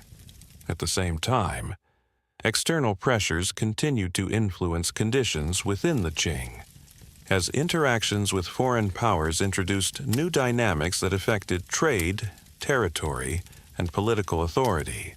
These interactions were not always balanced, and they contributed to a growing sense that the empire was no longer able to control its own direction in the way it once had. Within the population, these changes were experienced in different ways, as communities adapted to shifting conditions, facing both new opportunities and new uncertainties. For some, the disruptions created hardship. For others, they created space for new ideas to emerge. Over time, these ideas began to spread, shaped by a combination of experience, observation, and a desire to find a path forward that could restore stability and direction. Among those who contributed to this shift was Sun Yat-sen, a figure whose vision reflected a different approach to governance, one that moved away from imperial rule and toward a new kind of political structure. His ideas did not remain isolated, but gradually gained support, particularly among those who believed that the existing system could no longer provide the solutions needed for the future. As these ideas spread, movements began to form, not always in a single unified direction, but connected by a shared sense that change was necessary. This growing momentum eventually led to events that would mark a turning point in the history of the land, the Revolution of 1911.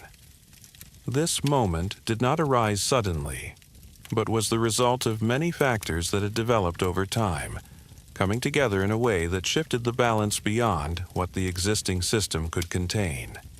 When the revolution unfolded, it spread across regions as support for change grew and the authority of the Qing weakened further. In time, the imperial system that had existed for centuries came to an end. The last emperor stepped down, and with that moment, a long chapter of history closed.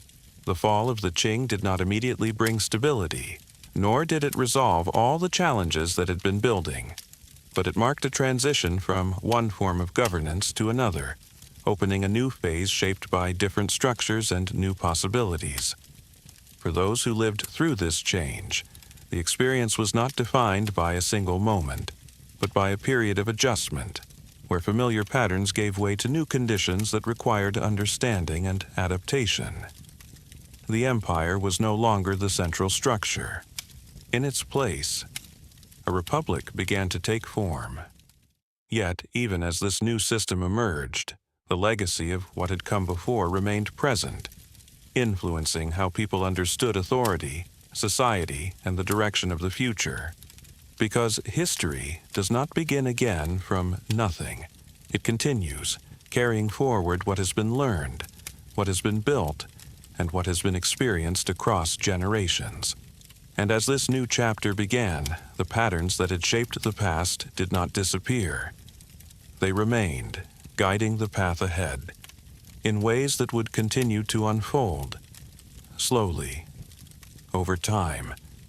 As the imperial system came to an end, the world that followed did not settle into stability immediately, but opened into a space of uncertainty, where old structures had faded and new ones had not yet fully formed. The idea of a republic had taken shape, offering a different vision of governance, one that moved away from inherited authority and toward a system defined by participation and change. Yet, in practice, this transition proved complex, because while the form had changed, the conditions beneath it had not yet aligned. Power, which had once been concentrated at the center, now began to disperse across regions, as different leaders took control of local areas, shaping their own systems in response to the shifting environment.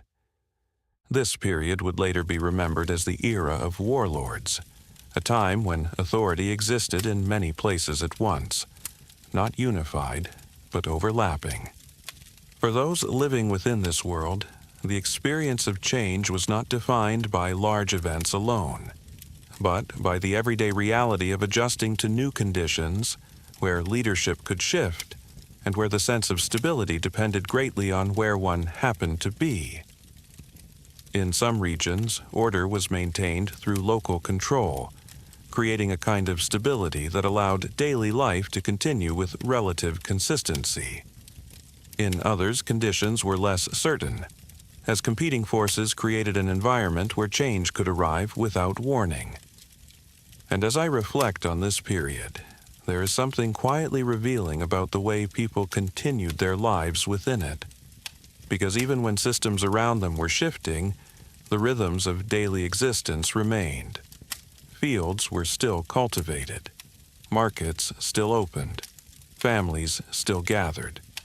History, in this sense, does not move as quickly as it sometimes appears. It changes in layers, some visible, some almost unnoticed. At the same time, efforts were made to bring unity back to the land, as leaders and movements sought to restore a sense of cohesion that had been lost with the fall of the empire. Among these efforts was the rise of the nationalist government, which worked to consolidate power and establish a central authority that could guide the country through this period of transition. This process was not simple, nor was it complete, because even as unity was pursued, other forces were also developing, shaped by different ideas about how the future should be structured. One such force was the emergence of the communist movement, which offered an alternative vision, a one that focused on different aspects of society and sought to address conditions that had been left unresolved. These two directions did not exist in isolation. They moved alongside one another, sometimes in alignment, often in tension. And within that tension, the path forward became increasingly complex. There were moments of cooperation and moments of conflict, each shaped by circumstances that changed over time, reflecting the difficulty of building something new in a world still influenced by what had come before. From a distance, it might seem as though history during this period is defined by instability alone. But when looked at more closely, it also reveals something else. A process of searching, of trying different paths, of learning through experience what might hold, and what might not. Because when a system that has existed for centuries comes to an end, what follows is not a single answer, but many attempts, some lasting, some fading. And in that process, something new begins to take form, not all at once, but gradually, shaped by the people who live within it. As the years continued to pass, the interaction between these different forces would become more defined, leading toward a period where choices could no longer remain unresolved and where the direction of the future would be shaped more clearly.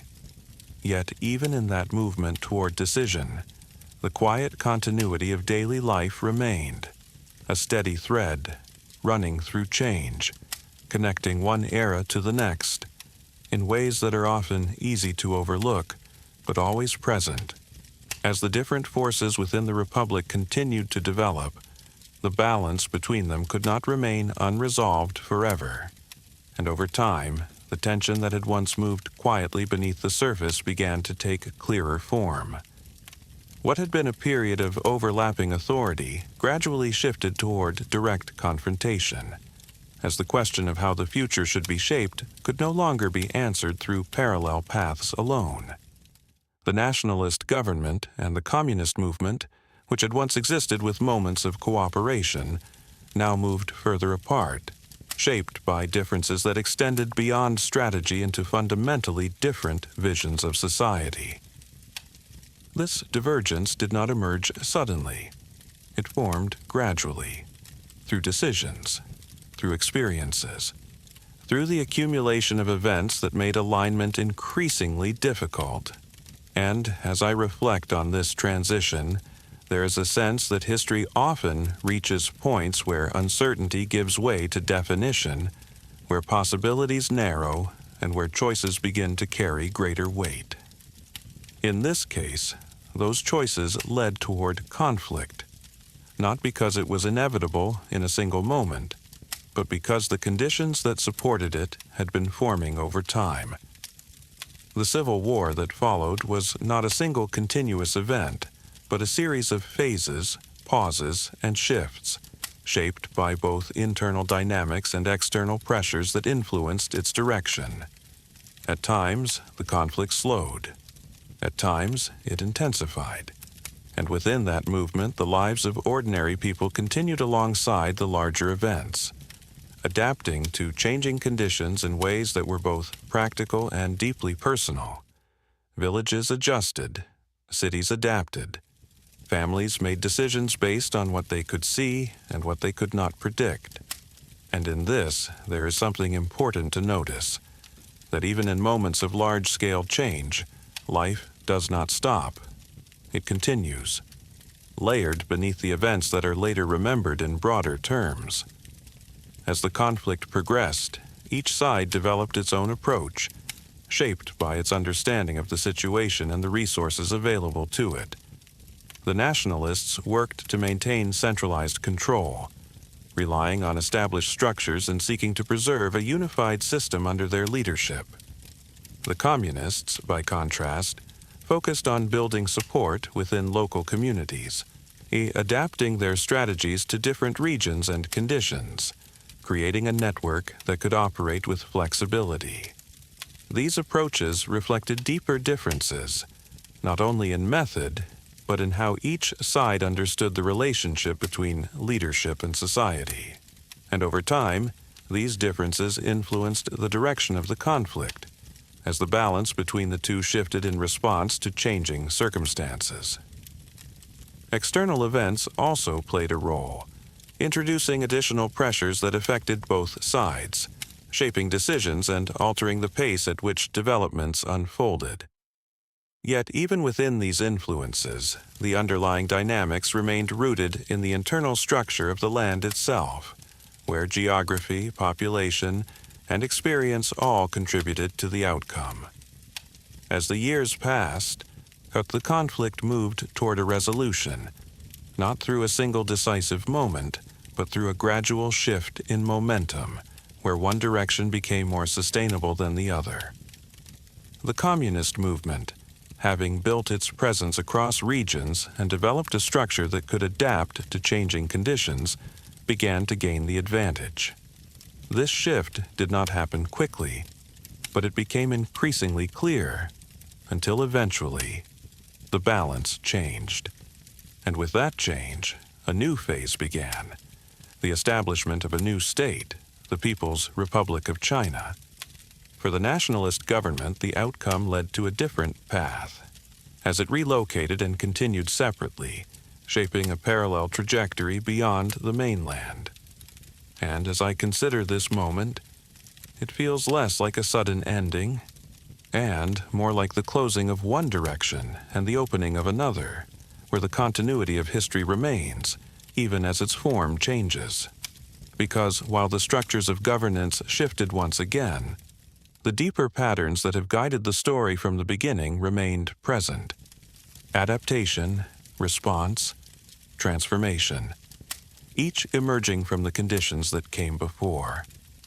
For those living through this transition, the experience was not defined only by the outcome, but by the process itself, by the years of adjustment, uncertainty, and movement that led to a new form of stability.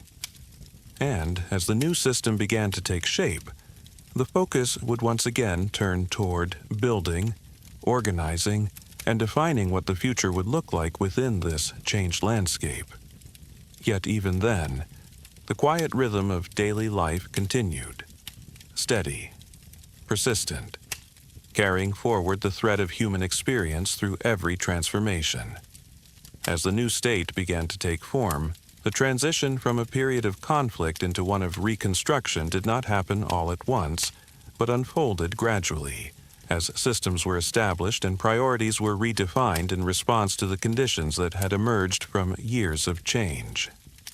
The formation of the People's Republic marked a shift not only in governance, but in the direction of society itself, as efforts were made to reshape structures in ways that reflected a different vision of organization and development. At the center of this process was the task of rebuilding, not only physical infrastructure, but also the connections between people, institutions, and daily life, which had been affected by decades of instability.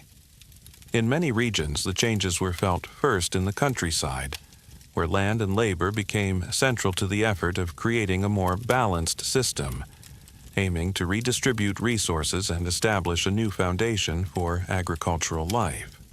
These efforts did not move uniformly, and their outcomes varied across regions, yet they reflected a broader intention to reshape the relationship between people and the land, bringing a sense of direction to areas that had experienced uncertainty. In urban areas, the focus turned toward industry, as factories, production, and organized labor became part of a system designed to support growth and self-sufficiency, creating new patterns of daily activity that differed from earlier periods. Workplaces expanded, schedules became more structured, and the rhythm of life began to align with systems that emphasized collective effort and coordinated production. As I reflect on this period, there is something striking about the scale of change that people were asked to move through, as entire ways of living were adjusted within a relatively short span of time. And yet, within that scale, the smaller details of life remained present. Meals were still prepared, conversations still happened, moments of rest still existed between periods of work. Because even when systems change, the human experience continues in ways that are both simple and enduring. Education also became a focus, as efforts were made to expand access and reshape learning in ways that aligned with the goals of the new society, emphasizing participation and practical understanding. At the same time, campaigns and movements were introduced to guide behavior and reinforce shared direction, shaping how people interacted with the systems around them and with one another. These developments created a sense of movement, where change was not only structural but also cultural, influencing how individuals saw their place within the larger whole. Yet, as the years passed, it became clear that transformation on this scale carried both progress and difficulty, as some approaches achieved their intended effects, while others revealed challenges that required further adjustment. There were moments of success and moments of strain, each contributing to a process that was still unfolding. From a distance, these changes might appear as a series of policies or events, but when considered more closely, they reflect something deeper, an ongoing effort to define how a society can organize itself after a period of upheaval, and how it can move forward while carrying the weight of what came before. As time continued, the direction of development began to shift again, as new approaches were introduced to adapt to changing conditions, opening the way for further transformation in both economic and social structures. These later changes would gradually reshape the landscape once more, creating a different balance between tradition and innovation, and influencing how daily life was experienced across regions. Yet, even as these transformations unfolded, the continuity of human experience remained, connecting past and present through the quiet patterns of everyday life. And as I think about this period, there is a sense that history, no matter how large its movements may seem, is always lived in these smaller moments, in the way people adapt, in the way they continue, and in the way they carry forward what they have known into what comes next. As the years continued to pass, the direction of development began to shift once again, as new approaches were introduced to respond to changing conditions, opening a path toward a different kind of transformation within society. This period would come to be associated with reform and opening, a phase where the structure of the economy gradually adjusted, allowing new forms of activity to emerge alongside those that had been established earlier. Rather than replacing one system entirely with another, these changes unfolded step by step, creating a balance between continuity and adaptation that shaped how the transition was experienced across different regions. In the countryside, adjustments to agricultural organization allowed families greater flexibility in how they worked the land, creating conditions where productivity could increase while still maintaining a connection to familiar rhythms of life. In cities, economic activity expanded in new directions, as markets became more active and opportunities for trade and enterprise began to grow, introducing a sense of movement that felt different from earlier periods. Shops opened, businesses developed, and the flow of goods became more varied, reflecting a system that was gradually becoming more dynamic. As I reflect on this period, there is a quiet sense of transition that stands out, not as a sudden change, but as a gradual opening, where possibilities expanded slowly, allowing people to explore new ways of living while still holding onto elements of the past. In many ways, this shift could be felt in everyday life, in the variety of goods available, in the movement of people between regions, and in the growing sense that the world was becoming more connected. Cities continued to grow, not only in size, but in complexity, as new forms of work, communication, and interaction became part of daily routines. Buildings rose higher, streets became busier, and the pace of life began to adjust to an environment where change was more constant. At the same time, technology began to play a larger role, shaping how people accessed information, communicated with one another, and participated in the broader system of society. These developments did not occur all at once, but spread gradually, influencing different areas at different times, creating a layered experience of transformation. For some, the changes brought new opportunities. For others, they required adjustment. And within that process, there was a continuous effort to find balance between growth and stability. Because while expansion can create possibility, it can also introduce uncertainty. And managing that balance became an ongoing part of this period. From a broader perspective, this phase reflects something that appears often in history. A moment where systems open, where movement increases, and where the direction of society becomes more flexible. Yet, within that flexibility, there is also a need for structure, for continuity, and for a sense of connection to what has come before. As I think about this, it becomes clear that change is rarely complete. It is ongoing, shaped by choices, by conditions, and by the way people respond to what is possible in their own time. As the years moved forward, these developments continued to reshape the landscape, creating a society that was increasingly connected, both within itself and with the wider world. And in that connection, new patterns of life began to emerge, reflecting a balance between tradition and innovation, between what had been and what was still unfolding. Yet, even as this transformation continued, the deeper rhythm of history remained present, a steady movement, carrying forward the experiences of the past into a future that is always in the process of becoming. As the story of these many centuries begins to settle into a quieter rhythm, what remains is not a single line of events, but a pattern that has unfolded again and again, shaped by the rise and fall of systems, the movement of people, and the steady presence of daily life beneath it all.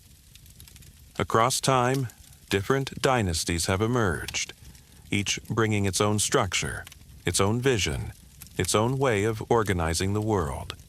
And yet, when viewed from a distance, they seem to follow a familiar path, a beginning, a period of growth, a moment of balance, and then, gradually, a shift, not always sudden, but always present. As I reflect on this long journey, there is something calming in recognizing this pattern. Not because it removes the complexity of history, but because it reveals a kind of continuity that runs through even the most changing of times. In the earliest periods, communities formed along rivers, learning to live with the land, shaping their lives around seasons, water, and the quiet rhythms of nature. From these beginnings, systems grew, becoming more organized, more structured, creating the foundations of what would later become vast dynasties. Then came moments of unification, where separate regions were brought together, creating a sense of connection across distance, followed by periods of flourishing, where culture, trade, and knowledge expanded, filling cities with movement and life. And yet, even within these moments of stability, change continued, slowly, almost unnoticed, until the balance shifted once more. Division returned, new leaders emerged, and the cycle began again. Through all of this, what stands out is not only the scale of these transformations, but the way they are experienced at a human level.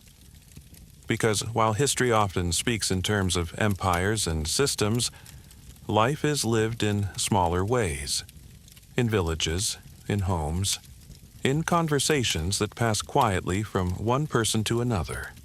And this, perhaps, is the thread that connects everything, the quiet persistence of daily life, carrying forward across centuries, adapting, continuing, even as the structures around it change. As I think about this, there is a sense that history is not only about what rises and falls, but about what remains, the habits, the routines, the ways of living that are passed from one generation to the next, sometimes changing, sometimes staying the same, but always present. And in this way, the story of the land is not only a story of power, but of continuity, of how people live within the world as it changes, and how they carry forward what they know into what comes next. Over time, the pace of change has increased, connections have expanded, and the scale of interaction has grown. Yet the underlying patterns remain familiar: growth, adaptation, transformation. Each part of a larger rhythm that continues beyond any single moment. And as this long journey moves toward its final reflection, there is a sense not of ending, but of continuation. Because history does not truly conclude, it simply becomes quieter, fading into the background of everyday life, where its presence can still be felt, in small ways, in steady rhythms, in the quiet unfolding of time itself. And now, as the long arc of history begins to fade into the quiet distance, there is nothing more you need to follow, nothing more you need to remember. The story has already unfolded, across rivers, across cities, across centuries that moved slowly, and now it can gently come to rest. You may notice the feeling of stillness, the way everything that once seemed vast now feels distant, softened, as if it belongs to another time, and in a way it does, because this moment is different. This moment is quiet. There are no empires to rise, no systems to hold together, no paths to decide, only the steady rhythm of your breath, moving in and out without effort, without direction, just as it has always done. And as you continue to rest here, you might begin to feel the weight of the day slowly releasing, thoughts becoming lighter, more distant, like echoes that no longer need to be followed. If something comes to mind, you can simply let it pass. There is nothing to solve, nothing to hold on to. Everything can drift, just as history drifts into memory. Softly, without urgency, your body knows how to rest. It does not need to be guided. It does not need to be told. It simply returns, naturally, to stillness. And as I reflect quietly in this final moment, there is something gentle in knowing that all the stories we have followed, all the changes, all the movements across time, have led here to a single, simple experience. Rest. Nothing more is required. Nothing more is expected. You can allow yourself to settle deeper, letting the surface of thought grow calm, letting the rhythm of breath become slower, more even, as if the world itself has softened. And now, there is only this, a quiet space, a steady presence, a moment that does not need to move forward or back, just here. And if sleep begins to come, you do not need to notice when. It will arrive gently, the way night settles over a landscape, gradually, without sound, without effort. And as everything becomes more distant, more still, the story fades completely, leaving only rest and the quiet, endless flow of time